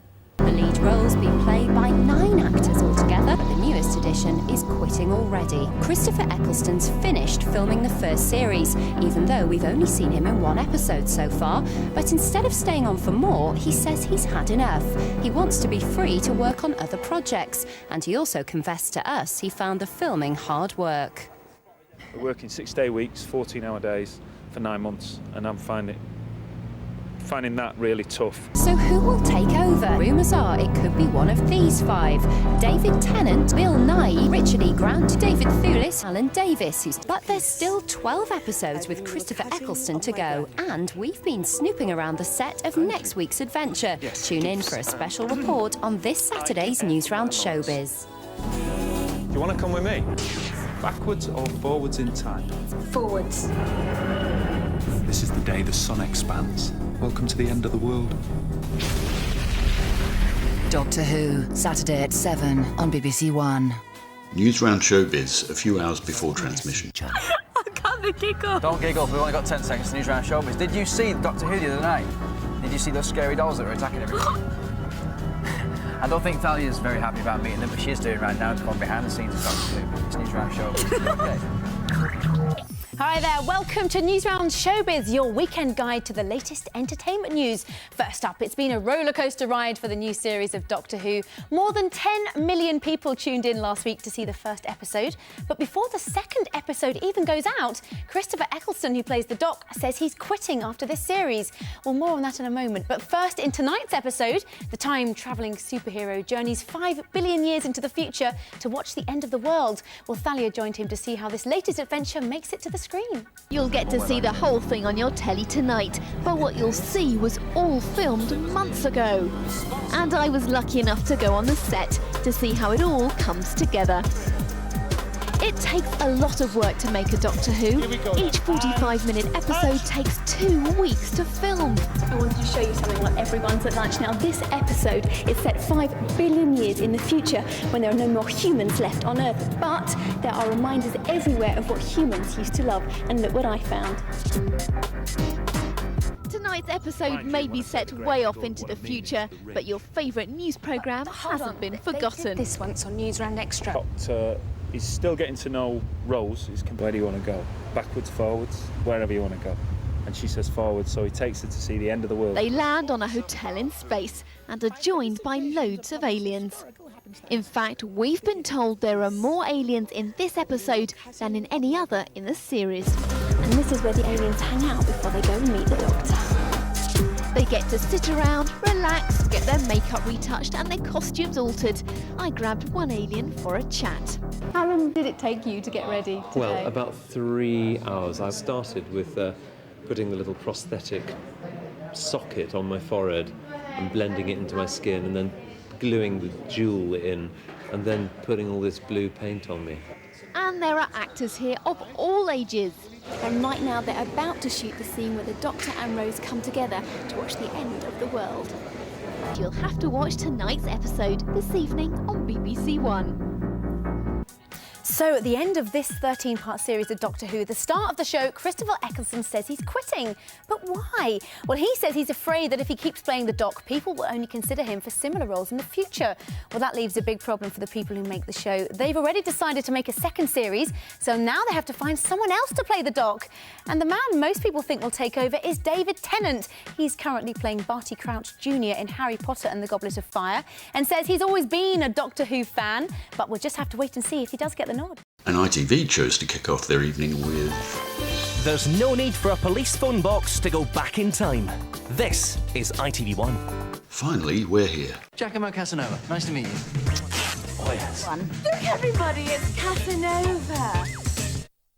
I've little recollection of watching End of the World, except for the ending, which really took me by surprise. It wasn't just the revelation about being last of the Time Lords, it was more that it triggered an emotional reaction. The way it was written and directed was something completely new to Who. Feelings. And it worked on me. I didn't know whether that was annoying or a good thing, but I could see where the show was going. As for the story, I remember we all liked it, but I'd felt the main plot and the resolution were a bit rushed again. But we all liked it, so it was 2 out of 2 so far. Welcome to all the clips from the Unquiet Dead plus the Aliens of London 2-part. I got the flight a bit wrong. It's 1869. It's not Naples. It's Cardiff. We've got another one! We're under some mesmeric influence. No, we're not. The dead are war. Doctor Who, Saturday at 7 on BBC One. First up, Blue Peter had an unexpected visitor. The new series of Doctor Who has been an absolutely huge success, and in a few weeks' time you can see Matt's report from the set of a very special episode in which the Doctor comes face to face with one of his deadliest enemies, the Dalek, seen here in a classic episode. It has been a triumphant return by the Doctor, but recently a Dalek with a bit of a difference popped up in the Blue Peter garden. Have a look. Hey, I am absolutely loving this Dalek compost bin. That's made from the plain sink plunger with black tape around it. Very imaginative, I can see it now. Yeah, well, it's excellent, so thanks for bringing it in, guys. Ah, there you are. I've searched for you across time and space. I don't have my sonic screwdriver. What I do have is this. Wow. Take that. Nice work. See you later. Oh, wow. Shucks, we didn't get his autograph. That's so annoying. So where's this compost bin then? You are never going to believe this, but... Huh? What on earth What happened? That was very, very odd. It was really weird, actually, that... I mean, what's going on? I don't know, the Doctor just appeared and then he took the compost bin away. It was so strange. It was a surreal moment in the Blue Peter garden, and that's what happens in Blue Peter. I'm lost. And this was Transmission. Well, it was either this or a jockey's outfit. What a day it's been. What an evening it's going to be as we unveil another thrilling jet set. Our champ Fraser, he's in New Zealand. He's trying to make it 4 wins. Can anyone in the studio stop him? Find out in 45 minutes, straight after Doctor Who. Spooky stuff now on BBC One. There's Life and the Old Girl Yet. Bless me, Father, for I have sinned. Again. Draw me pictures. Not to be married. I can't recall much about Unquiet Dead, apart from feeling it suddenly slowed down once they entered Sneed's place. It didn't feel as tight, and we now know they were struggling to fill out the 45 minutes. My mate seemed to like it more than I did, so it was still very much 3 out of 3 so far. The next week, Aliens of London. Doctor Who, tonight at 7 on BBC One. Apparently the Yummy Mummies complained. Is Doctor Who too scary? Lots of parents have complained that the new TV show is giving their kids nightmares. The BBC, who make the programme, admit it may be frightening, but say it's up to parents to decide what their children are watching. The new Doctor is announced. Yeah, so that's what it's about, but I can't go any further without congratulating Ian. I know that's not been officially announced till tomorrow, but Ian is going to be the new Doctor Who. It's a southern Doctor Who now. Yeah. Gordon, Tony.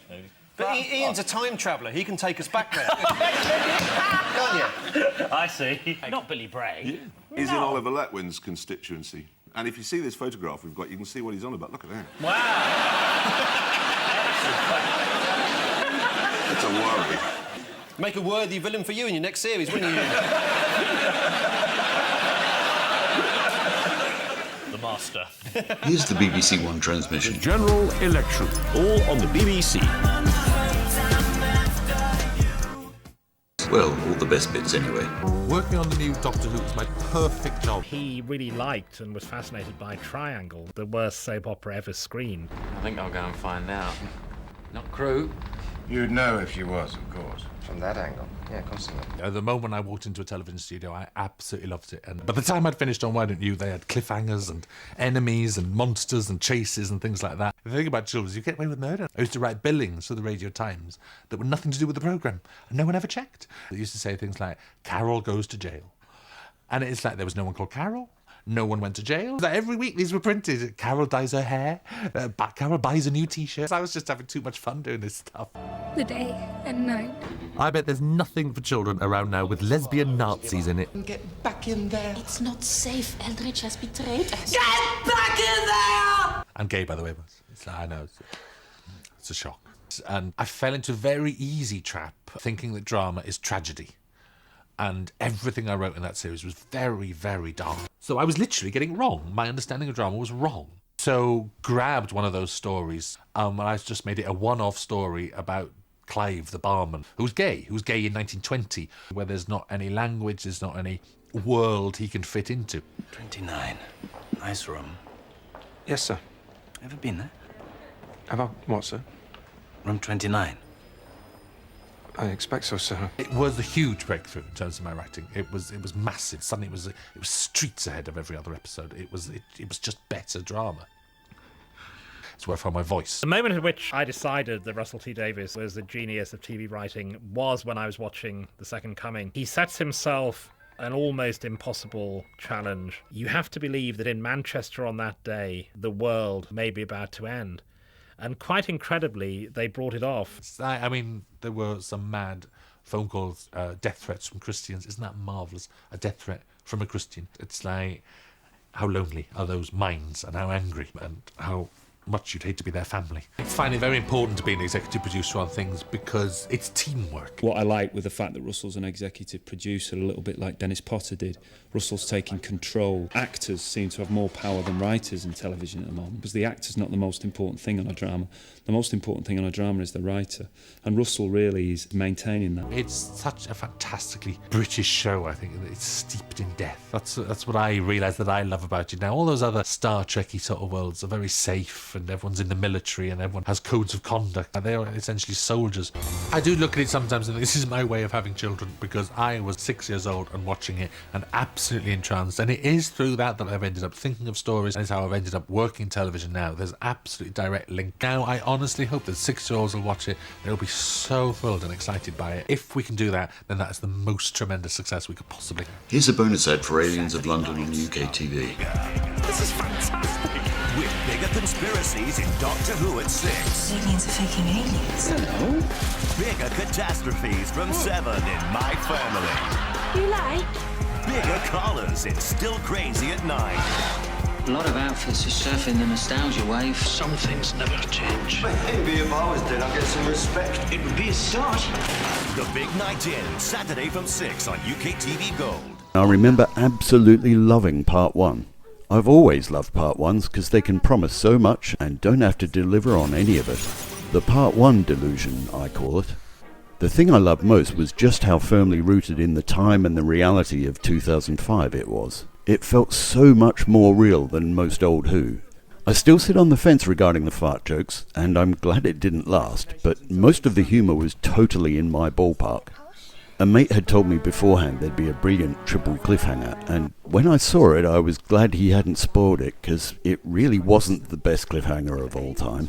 That was... Now to World War III. An entire nation desperately trying to stay in time with Strictly Dance Fever.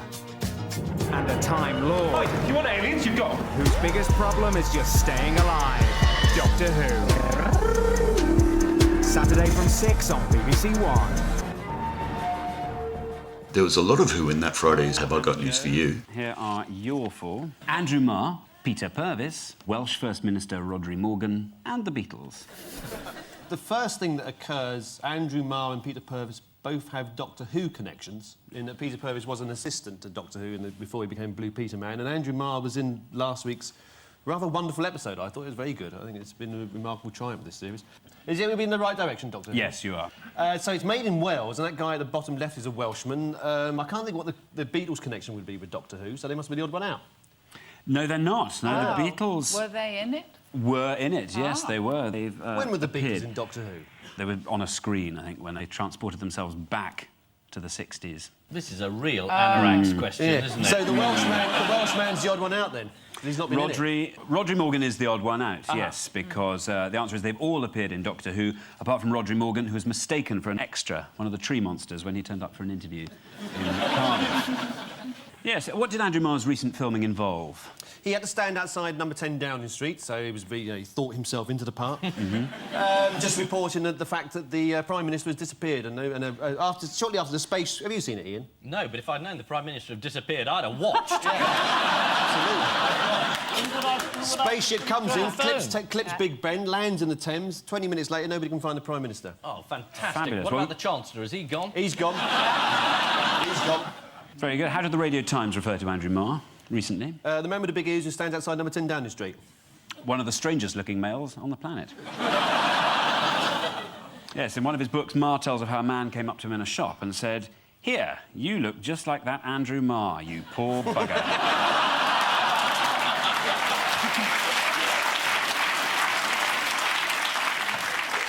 Peter Purvis.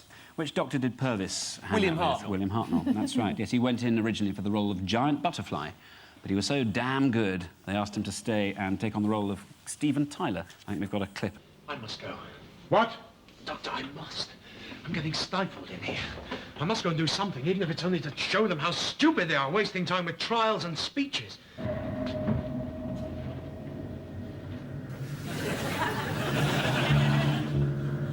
Like one of your ads, Michael.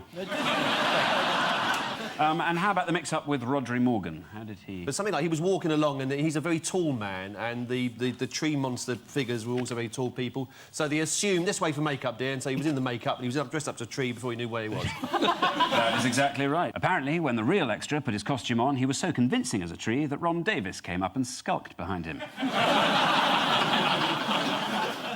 Interestingly, much of the current Doctor Who series was filmed in Wales, an appropriate location as several episodes are set in 1950s England.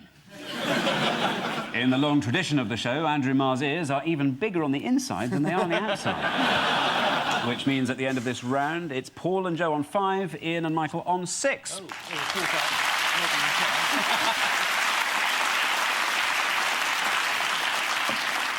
We finish, as always, on the missing words round. Our guest publication this week is the gold-topped Milk Bottle News. With the plaintive cry from the editor, "I haven't had much in the way of news lately. Where are everyone's milk bottle stories?" Just watch your post-bag bulge now.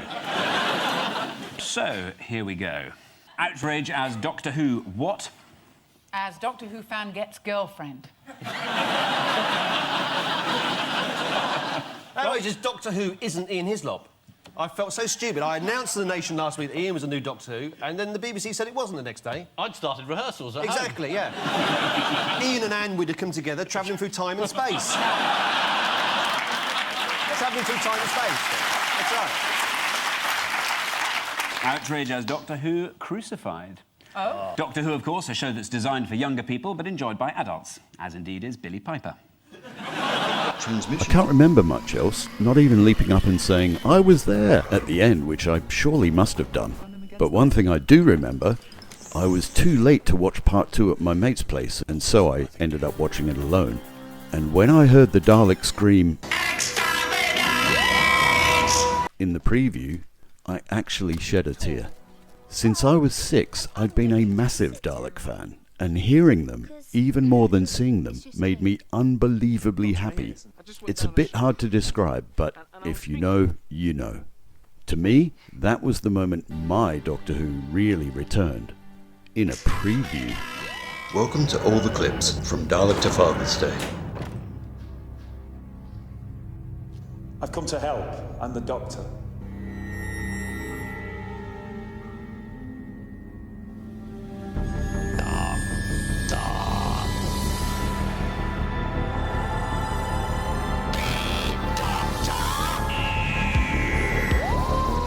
Doctor Who, Saturday at 7 on BBC One. First up, a little detail of what we'd been promised right from the start. The trip of a lifetime. But some things never change. There was a kind of different level of energy on the set the day of the Daleks.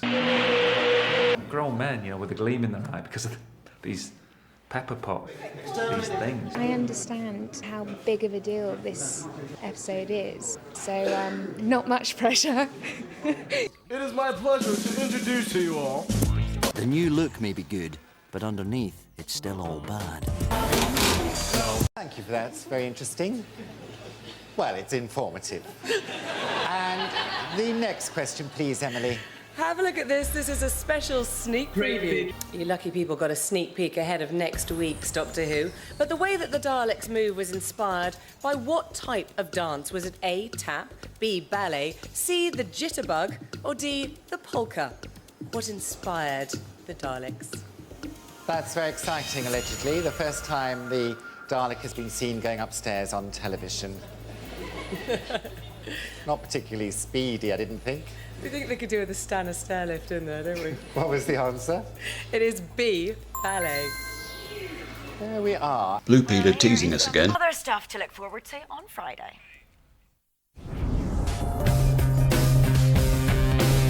Knock, knock, who's there? And so is Matt. He meets the Doctor and goes behind the Dead Ringers dreamed up this clever ad. You want to come with me? You'll see all sorts of things. Monsters from the past. Aliens from the future. The day the Earth died in a ball of flames. It won't be quiet. It will not be safe. It won't be calm. Will be. Dead Ringers Election Special, coming soon to BBC Two. Time for Blue Peter to deliver on their promises. Yeah, Matt and his fluid hips, very good, and Zoe as well. Like it very much. Now, as you know on Blue Peter, we are huge fans of Doctor Who. The Doctor himself, Christopher Eccleston, came into the studio a few weeks back. Well, it seems that you are all mad for Doctor Who as well. We have had loads of letters and pictures. First picture has come from James Bateman, and he sent us this brilliant picky of a cake. And you can see that it's not any old cake, it's a Dalek cake. And he baked it with his brother Sam. And there's him and his brother enjoying it very much. And then there's all their friends, Matthew and Joel. So they had a real good time with their cake. Do you reckon they Daleked the ball when they were making it? Boom, boom. Oh dear, that went down like a bad cake. But anyway, here we go. We got some great little items here. This one's come in from Fiona Monk, and have a look. this is great. This is one of the spiders that appeared. Pardon me? Exterminate? Well, I don't think I want to, actually, because it's very nice indeed. It's got a lovely red eye at the top there, and Fiona's actually included the plan with this if we want to make it. So thanks for that, Fiona. Well done. Absolutely. Now, Daleks... I thought they were taking over the studio. Goodness me. They're remote-controlled Daleks. Can you get them to be a bit more quiet, please? We're trying to do a show here. Now, there's another Dalek letter here and a photo, and this has been sent in by Helen and David Stephen, who are from Woking in Surrey, see both of them. And there's David next to the costume and Helen next to the costume. Thanks for that, guys. I think I'm going to borrow that outfit. Now, the Daleks are the Doctor's most deadliest enemy, and in tomorrow's episode, the Doctor is reunited with them. I don't know if you can hear me over the top of them, but I was incredibly lucky to go behind the scenes during the making of this exciting story. Look at this.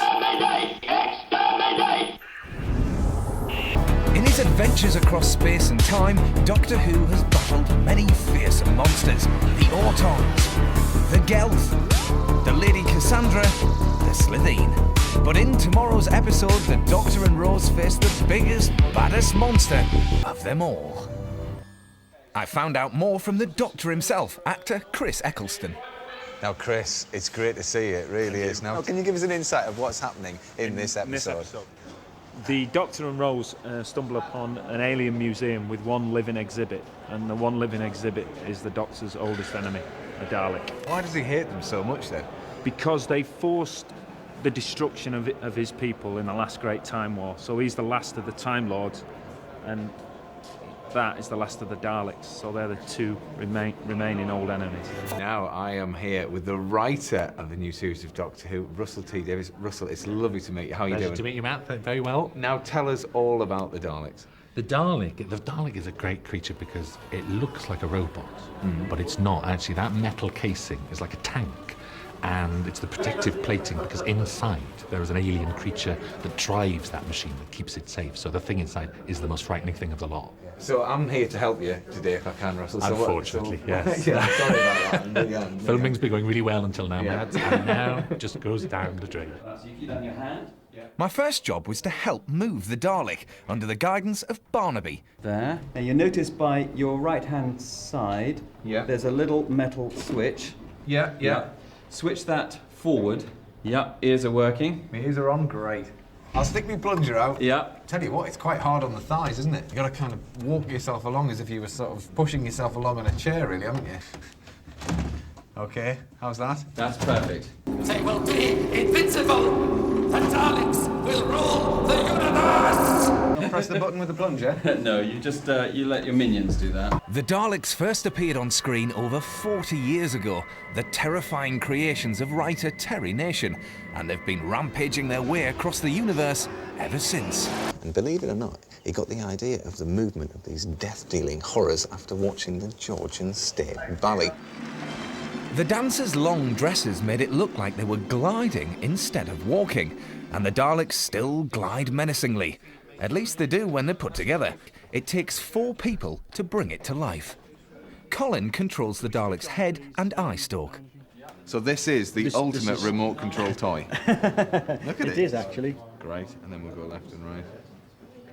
Now this is Nick, who is the voice of the Dalek.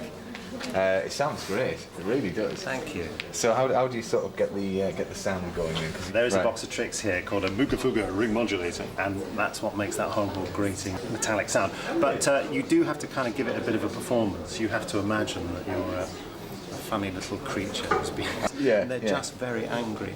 This is the monitor, so I can watch the action. That helps me with the acting, especially if I'm doing a scene where someone is talking to the Dalek. Hang on, I'm just getting into character.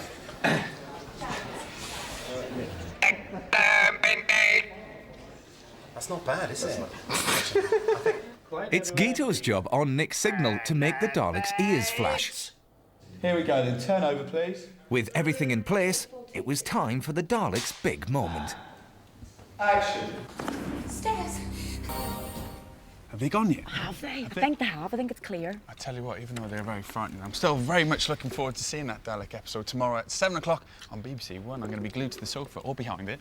Exterminate. Ew, easy.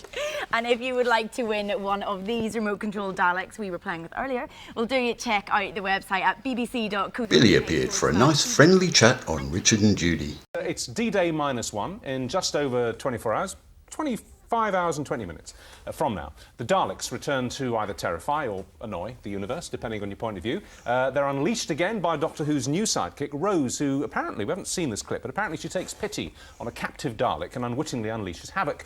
But of course, you can always run upstairs to get away from the Daleks, can't you? And Billie Piper, who's enjoying a triumph in her part of Rose, is here now. As you can see, we have a Dalek. I know, I noticed that. Look at It's that. not what it seems. Oh, this really? is absolutely not what it seems. I know what this is. I hope you don't. Well, don't. You might be surprised. Okay. Well, we'll save it for later. Okay. Well done, you. Thank you. Because, you know, something like the return of Doctor Who Yeah. could have been a complete poison chalice. I understand, It could have been yeah. a nightmare. It You could know, have everybody's been. saying it's nothing like the original one. And Yeah. But you've stormed it. I know, it's been great. It really has been great.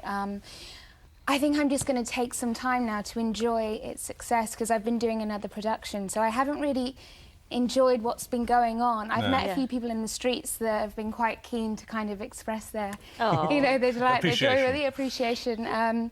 So it's all very overwhelming, to be honest. You don't watch it, do you? You don't No, watch I it on don't watch Saturdays? anything I do. Because I always used to feel a bit irritated by the old Doctor Who assistants because they were all girlies.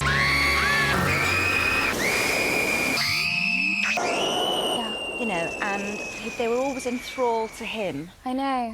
And I like the way that it's kind of moved on with the time. Yeah. So that, and you're almost his equal, aren't you? Absolutely. I think it has to be that way. I agree with you that before the Doctor was always slightly patronising and a bit kind of chauvinistic. So. Yeah. How soon before it hit the press did you know that Christopher Eccleston wasn't going to do any more, except for the first series? I didn't know anything about it until the end. Didn't confide in you? No. No. I mean, right until the end. Yeah. I mean, obviously I knew before the nation knew, but... So have you met Casanova yet?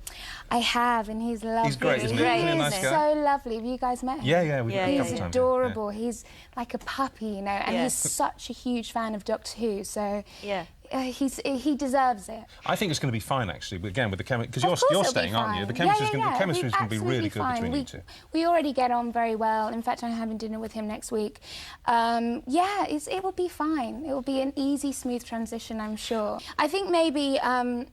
if I could, maybe I would go back, say 4 or 5 years ago when I didn't really see my family a great deal and spend some more time with my brothers and sisters because they're so grown up When now. you were doing the pop thing? Exactly, because I missed out on a few of those really important years and now they're all so, you know, big and brave and really quite scary. So that's all okay, is it, now, with your family? Yeah, we're fine. We see each other a lot more now than when I was singing. Oh, that's good. That's really good. It is good. It's really important. You're 22 now, aren't you? Yeah. And Rose is meant to be 19, so that's fine. She's just wee. Yeah, Yeah. just a wee little thing. It's only news to the rest of the world that I wanted to act. I went to drama school when I was a child. Sylvia Young. Sylvia Young, exactly. Yep. To look at you here, look. You've got some pictures of it. Look at that. Look at those brows. Oh, that's even younger. That's even younger. I know. Yeah. Oh, that's my first spotlight picture. Yeah. Lovely to see you doing so well. And looking so happy as well. Yeah, I'm thrilled. Great. You must watch Baby Bingo, though. Have you seen Baby Bingo? I love Baby Bingo. Right. Newsround Showbiz a few hours before transmission. There's just time to check out what's coming up with Newsround Showbiz this weekend. Here's Adam. They're the Doctor's scariest enemy. Get ready to hide behind your cushions. The Daleks are back. In a couple of hours' time, Doctor Who will come face to face with his arch enemy, the Daleks. They're the biggest baddies around, and in the past have come very close to defeating the Doctor altogether. We've had them all on Doctor Who so far. Living dummies, restless spirits, aliens disguised as MPs, and they've all given Rose and the Doctor a tough time of it, but things are about to get much worse. Voted the most evil Doctor Who villains of all time, step forward, the Daleks. The Daleks are the Doctor's greatest enemy. They are brutal and sinister and vicious. The Doctor has never quite managed to get rid of the Daleks. They've been around for a long time, but they're back and they're even scarier than before. They might look as if they've got a sink plunger attached to them, but they can do serious damage, and you wouldn't want to get one angry. Oh, and there's something else you should know about them. You don't want to be around when they say this. Their return was almost ruled out completely by an argument between the BBC and the family of the man who created them, but luckily that was exterminated and the Daleks lived to fight another day. There's a history of people laughing at the Daleks in the past when they used to be in telly because they're quite clunky and obvious and metal. And we've turned all that on its head and we've made them scary again. For a long time, the Doctor used to be able to get away from them simply by running up a flight of stairs. But now, things have changed. There's no escape. Oh, have they gone yet? Well, that's all from me for now, but we're back tomorrow with loads more showbiz news. See you then, bye-bye. Transmission time. Let's hope it lives up to the hype, eh? Here on BBC One. But right now, get behind the sofa. It's the Doctor's worst nightmare. Dalek was massively hyped, and for me, it almost lived up to it. It lost 1 out of 10 because the ending was a little lame, but the rest of it was great, and the Notwe I knew had absolutely loved it. Dalek nailed the coffin on all those unfair and wrong perceptions of Doctor Who, and made absolutely clear that it was having none of it. Yeah, the Dalek climbing the stairs scene is way too slow, especially compared to Remembrance. You are the enemy of the Daleks! But the Notwe didn't know that. Dalek was a huge hit with the British public and pretty much cemented the success of the show in their eyes. For me, it represented the moment Doctor Who settled down to show us its depth rather than continuing to showcase its breadth. So far then, an easy 6 out of 6 winning episodes. Have I got news for you? The day before the long game. BBC chiefs denied that the programme budget has been drastically cut for the next series of Doctor Who.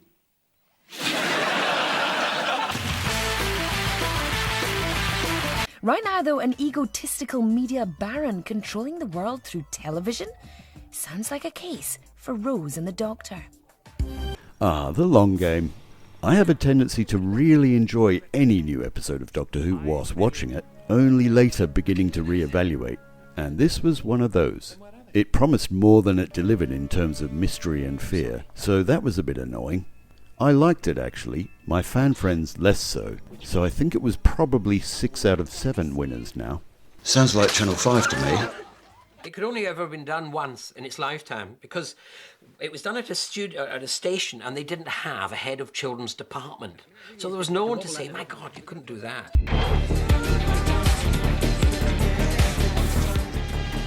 It's a wonderful format for a television programme because it can be anything and everything from cowboy programme. It's been historical, it's been hysterical, it's been forward in its thinking, it's been, you know...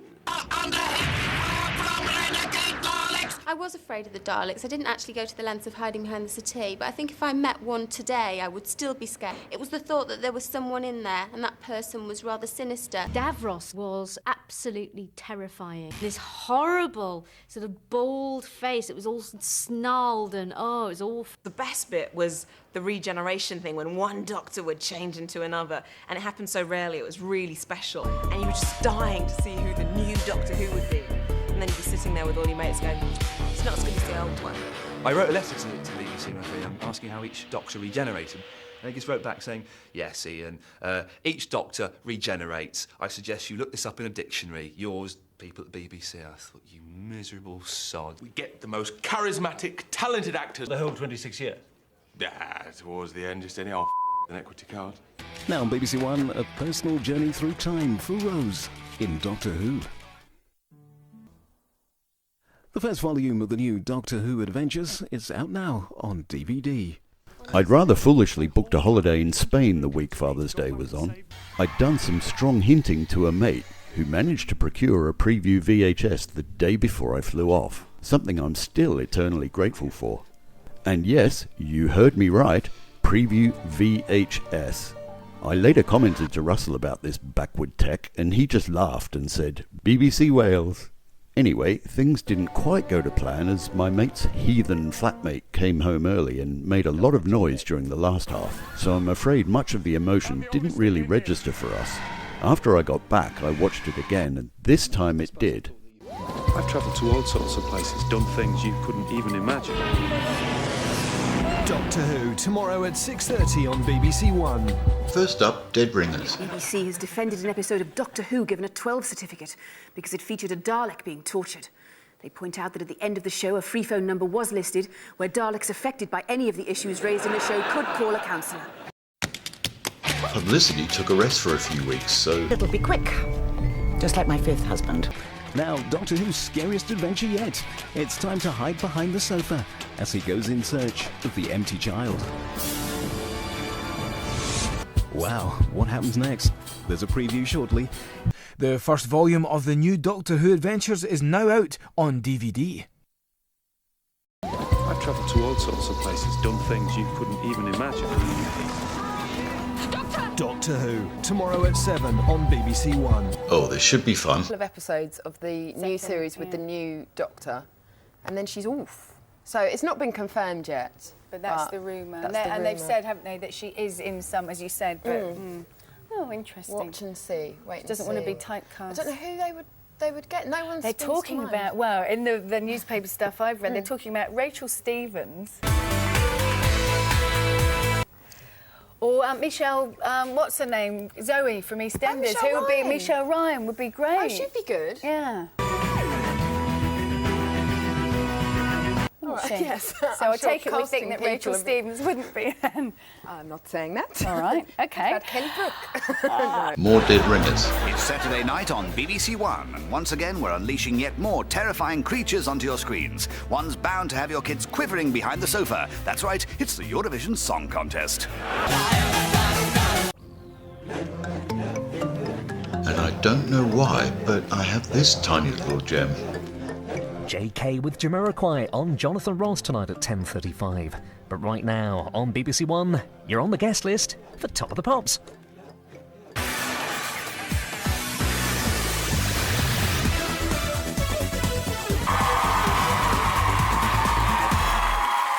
Hello and welcome to Top of the Pops. My name is The Doctor, and kicking off tonight's show is Max Graham. Another Have I Got News For You mention. Is it Doctor Who budget slashed? Subject keen to my heart. The one for drama, and it's infectious. So what we need now on BBC One is a doctor. I know everyone thinks The Empty Child is the best thing since Sliced Cybermen, but for me it wasn't quite the same experience. Maybe because I'm not British, or maybe because it was a bit slower, but I didn't seem to have the same reaction that older fans did. And that seemed to be a thing. Older fans loved Empty Child more than younger fans, excluding kids who, as we all know, were mostly terrified of it. Quite rightly. And the great British public bloody loved it. Probably because of all the flag waving and patriotism, although I really hope that wasn't the case for all of them. So it was clearly 9 out of 10 winning stories so far. Yet another Have I Got News For You. And after months of speculation, the BBC finally announced who's going to be taking over from Christopher Eccleston and Billy Piper.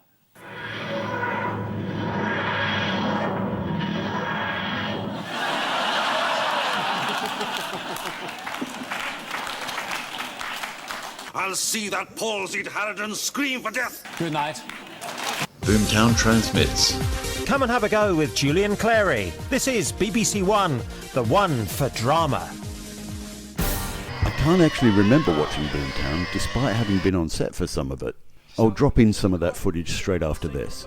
I do remember that we all liked it at the time, and we all still do, but I know the general fan consensus was screaming, filler episode, which it was, so I've no issue with that. But Boomtown seemed to make no real impression on the unwashed masses, so I'm going to say 9 out of 11 winning stories for now, despite my appreciation of it. I thought I might as well cover the second batch of film. Don't think you're running away. Once again, I saw that filming was taking place. The weather was absolutely freezing, literally near zero, and having to stand dead still was cold work. Really cold work. It didn't take long for me to notice 2 extra people tagging along behind the Doctor. I had no idea who they were, but they seemed to be important. The 4 of them rehearsed and then filmed walking into the uni a few times.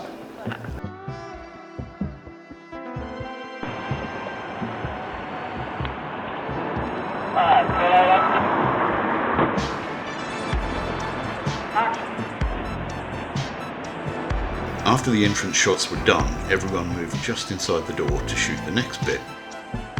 Once those scenes were completed, Phil came over and told me that was a wrap. I can't remember if he told me or not, but I found out they were resuming a little later in Cardiff Bay.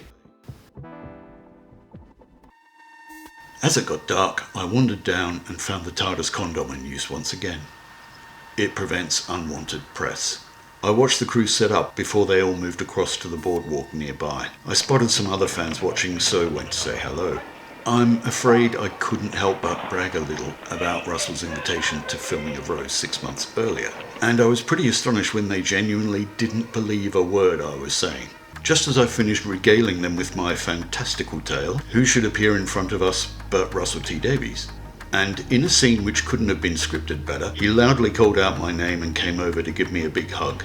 I stepped away from the group and whispered to play up the best mate thing, and he grinned like a kid and really went for it. Yeah, we were pretty childish, but it was just so funny. Rehearsals began upstairs on the boardwalk, outside one of the restaurants. Chris was leading a woman I didn't recognise down the steps, in a big hurry. Of course, we now know it was Annette Badland, playing Margaret Slitheen. When they were done, people started moving back toward the TARDIS, which was parked in front of the Millennium Centre. Russell was still with us and came over grinning again, whilst Chris and Annette rehearsed the next scene. After being on set for Rose, I'd been unable to stop talking about it, and I even told some random guy on a Spanish beach all about it. He'd sat by the sea asking lots of questions, and the whole time he didn't mention he was actually a mate of Russell's, and he'd passed it all on. We had a good laugh about it, at my expense. Filming continued near us, with Chris and Annette running across the bay as the lights flickered. It was insanely cold. The crew headed off for dinner, and once again, Phil and I were left guarding the TARDIS. And once again, he asked if I wanted a photo next to it, which was really a no-brainer. After dinner, Billy and Noel Clark appeared. They spent a while rehearsing in front of that arty water feature thing, then began to film again. They shot it from several angles as usual, and I got to watch on the monitor, where I thought it looked pretty amazing. Remember that at this point, Doctor Who had yet to air, so I was surprised to see how good it looked. When the scene was done, the crew quickly packed up, and I gratefully headed off to my warm hotel. I am the god of all Daleks. Worship him, worship him. First up, a pretty random newsroom clip. And a Doctor Who Dalek that went missing more than a week ago in Somerset has turned up at a nearby landmark, Glastonbury Tor. The sci-fi baddie goes on display at a Doctor Who exhibition this weekend. What's that? You want to know more? Well, it's your lucky day. It was a case of exterminate this week as a missing Dalek from a Doctor Who exhibition turned up on a hill in Somerset called the Glastonbury Tor. Goddamn hippie! The model robot is thought to have been stolen and a ransom demanded. Here's some joints and a guitar. Staff at the centre where it came from are denying the theft was a publicity stunt to boost ticket sales for a Doctor Who convention this weekend. Bollocks! I'm bad with transmission already. It's been a light week. More drama now on BBC One. Who says there's nothing on TV? You're just looking at the future through the eyes of Doctor Who. Or is it Big Brother? And on to the parting of the ways.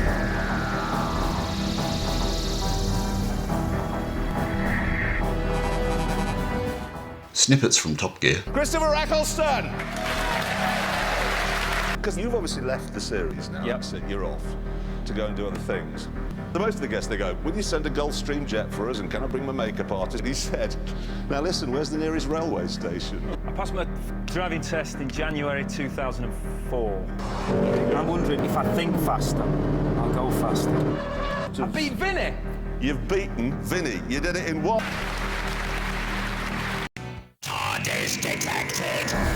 Exterminate! You can't!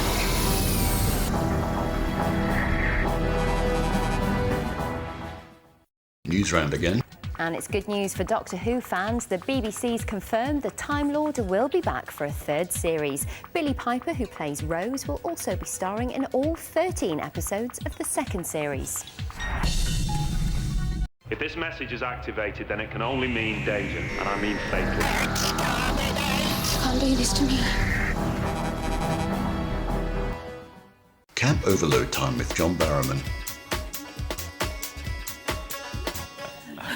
Now then, welcome back.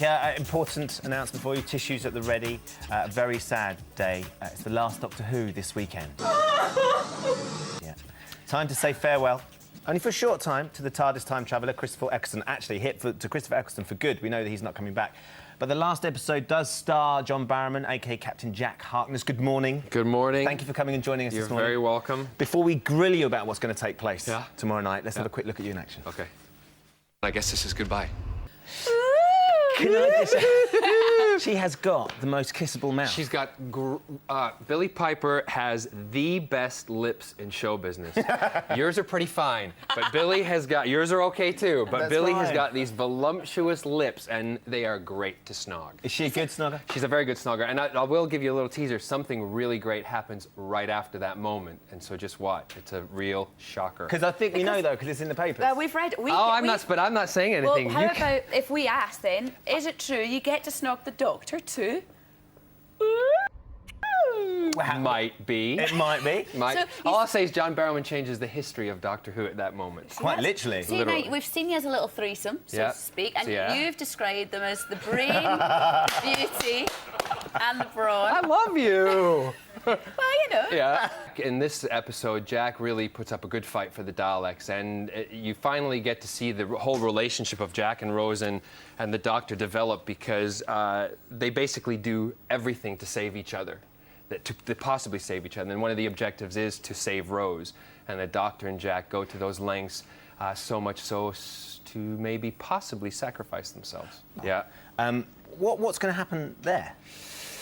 Well, who knows? That's up to Russell. That's up to the writers. You know, the way that is played, obviously, because Christopher, you know, is leaving, and David Tennant will be coming in to play the Doctor. So there's a whole new dynamic going to happen. But first of all, they've got, you know, I think they'll have to let David settle as the Doctor himself. Before you start snogging him. Before I start snogging him. Will we get to see David Tennant on Saturday then? Will we morph into? You know, if I say anything like that, the Dalek is going to come through one of these screens and zap me. You're just going to have to watch, really. I'm not kidding you. Tomorrow night's episode is absolutely spectacular. Everything you ever thought about that you want to see in Doctor Who is going to happen tomorrow. So your character has been hugely popular. I mean, by popular demand, viewers and fans have wanted you to come back and do the next series, right? Yes. Are you going to? Let's just say Captain Jack will return. I don't know when, but Captain Jack will be back, and he'll be back with a vengeance. I read somewhere that when you got the part, you ran across Covent Garden screaming your head off. I did. I was with my niece, and when I found out about it, I literally screamed Covent Garden down, because having watched it as a kid, I mean, I know how popular it is with the British viewing public, and to be a part of that was just spectacular. You know, for goodness sake, I'm in Doctor Who, you know? Can I just say something? Right, John's from Glasgow, right? Yes. Look, this is a Glasgow accent. Oh, you know, but no, my Glasgow accent will come out as soon as I start. If I hear somebody else, because I feel strange speaking American to someone else who's got a Glasgow accent. You see and immediately when I do that, their faces go. I like that. Strange how that happens. Strange how that happens. Okay. If I activate the signal, every living creature dies. The Doctor, the great exterminator. Time is up in one day. Doctor Who, tomorrow at 7 on BBC One. More news round. Finally, who or what is the big bad wolf? That's the question Doctor Who fans are hoping will be answered in tonight's episode, the last in the series. Lisa's been talking to the man behind the series and looking into the twists and turns of the mysterious storyline. Your lords and masters. Keen-eyed fans of the Doctor will have heard cries of bad wolf right throughout the series, and now there's even a website trying to figure out who or what it is.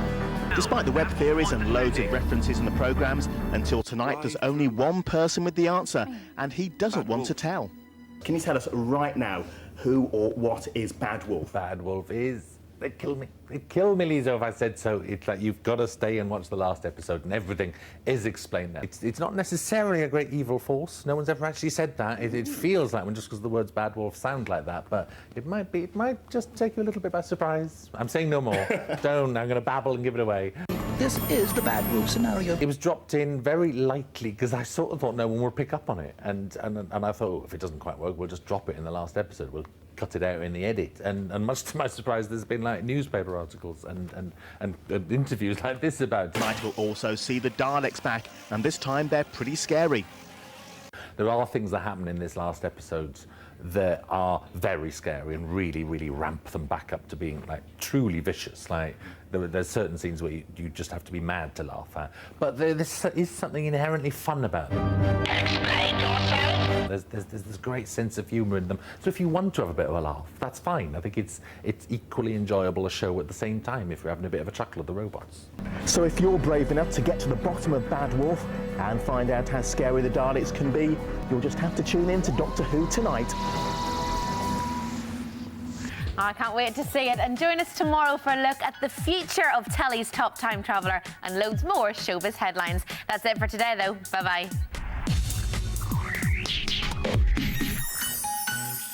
Thanks, Rachel. There'll be more news on showbiz tomorrow.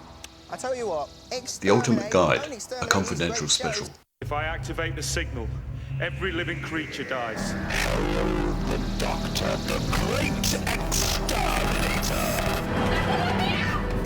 Time is up. Doctor Who, tonight at 7 on BBC One.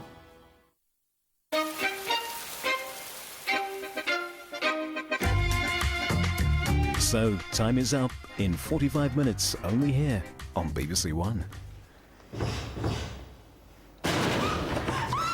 After 9 years away from our screens, the Doctor's back, and he's better than ever. This has been our lives for 8 months. Stitch this, mate. I heard they were doing a new series of Doctor Who, but never ever thought that I would be involved. The Ultimate Guide takes you back to see just what it took to bring Doctor Who to the 21st century. I can't quite believe it's actually back. My first meeting with Jane, the drama commissioner, and said, how would you feel about bringing back Doctor Who? Filming started in July 2004, and head writer Russell T Davies was there from the start. Tonight is our first proper night shoot in London. He's going to bring completely new qualities to it, a new alienness, a new energy, the way he walks, the way he dresses. Finale time.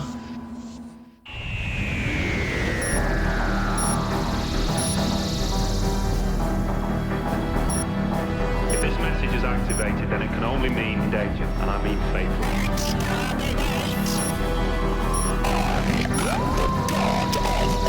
Daleks. TARDIS detected. Exterminate. You can't.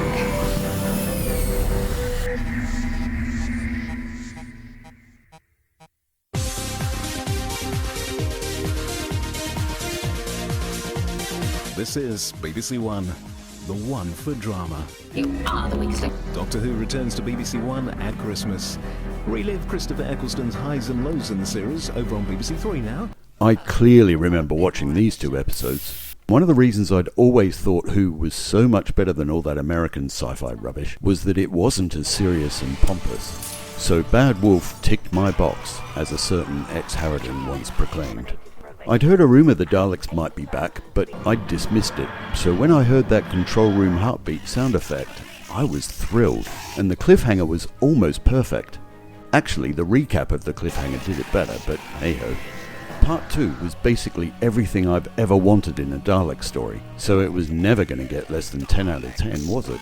I do remember beforehand wanting to know if we'd see a regeneration or not, but not asking, so I was almost bouncing up and down with excitement when we got to see it. And it was done so differently and so well. How brilliant it would have been if a certain person had kept his lips shut to the press, but it wasn't to be. And for the first time in decades, I really felt the regeneration this time. Chris had been brilliant, so I was not too pleased to see him go. I know at least one fan who stopped watching at this point because of it, but that was eventually remedied with the help of a laptop and Utopia. Frankly, parting of the ways is peak Who for me, and I remember Phil agreeing with me next time I bumped into him. Yeah, I'm name dropping again. I remember commenting to my fan mates when it was airing that the episode might be a bit too fanboy for the public. But actually it seemed to lock in a whole generation of young fans, so even if it did, it was worth it. And none of my not wee friends complained about it. Quite the opposite. So there we were, with 11 out of 13 winning episodes. A way better average than most of old Who. The day after, news round of course. And more from the man behind Doctor Who. Finally, what's in store for Who? Doctor Who, that is. Last night, fans were glued to the final episode of the sci-fi series, and writer Russell T Davies has been telling Lizzo what the future holds for the time-travelling hero. The series may have gone out with a bang last night, but will there be more Doctor Who? We've got at least 2 more series. We've got a Christmas special in December, obviously, and followed by a new series of 13 episodes, and then followed by another Christmas special and another series after that. So we've got another. So there will be at least 3 years of this Doctor Who. And what about the Doctor's assistant? Will Rose hang about for the new series? Billy Piper playing Rose Tyler is back for all 14 episodes next year, which is delightful. She's just brilliant. And now there's a new man in the TARDIS, Scottish actor David Tennant. Will he use his Scottish accent? Every planet has a Scotland, yes. You'll have to see. There's big revelations on the way, but I can't say more. Daleks were pretty scary in this series. Who were the baddies in the next? There's some great new stuff. There's very famous, if your mums and dads remember, famous old monster called Cybermen, and they will be coming back, and they're as equally scary as the Daleks. So they're sort of humanoid robots, humans turned into robots. So they will be marching onto your screens in 2006. And will there be another long-running mystery like Bad Wolf? Well, yes, and that word has already been heard on screen. Bollocks! And that's all I'm saying. You'll have to go and trawl through 13 episodes now to realise what I'm on about. But yes, there's something similar next year. So there's lots more Doctor Who to come. So that was Series 1. My unrealistically high expectations had actually been met, just not quite in the way I'd expected. And suddenly my little pet love was the property of the unwashed masses once again. I felt a little pang of annoyance at that, but I also revelled in the glory of it all. Even my family were watching it back in Australia, which was really weird. Well, all except Dad, who'd always loathed it, but we won't count him today. Although we fanboys weren't really surprised it had been commissioned for 2 more series, a part of us still couldn't quite believe it. That's a theme throughout this era. Old school fans unable to square that particular circle with what the BBC had done in the 80s. But even those old school fans who struggled with how new it all was, still loved how big it had suddenly become. The feeling I had after parting of the ways was presumably how the unwashed masses felt when their team won a game, or whatever. And luckily for us, as Tony Blair once said, things could only get better. See you again soonish for Seriously Series 2.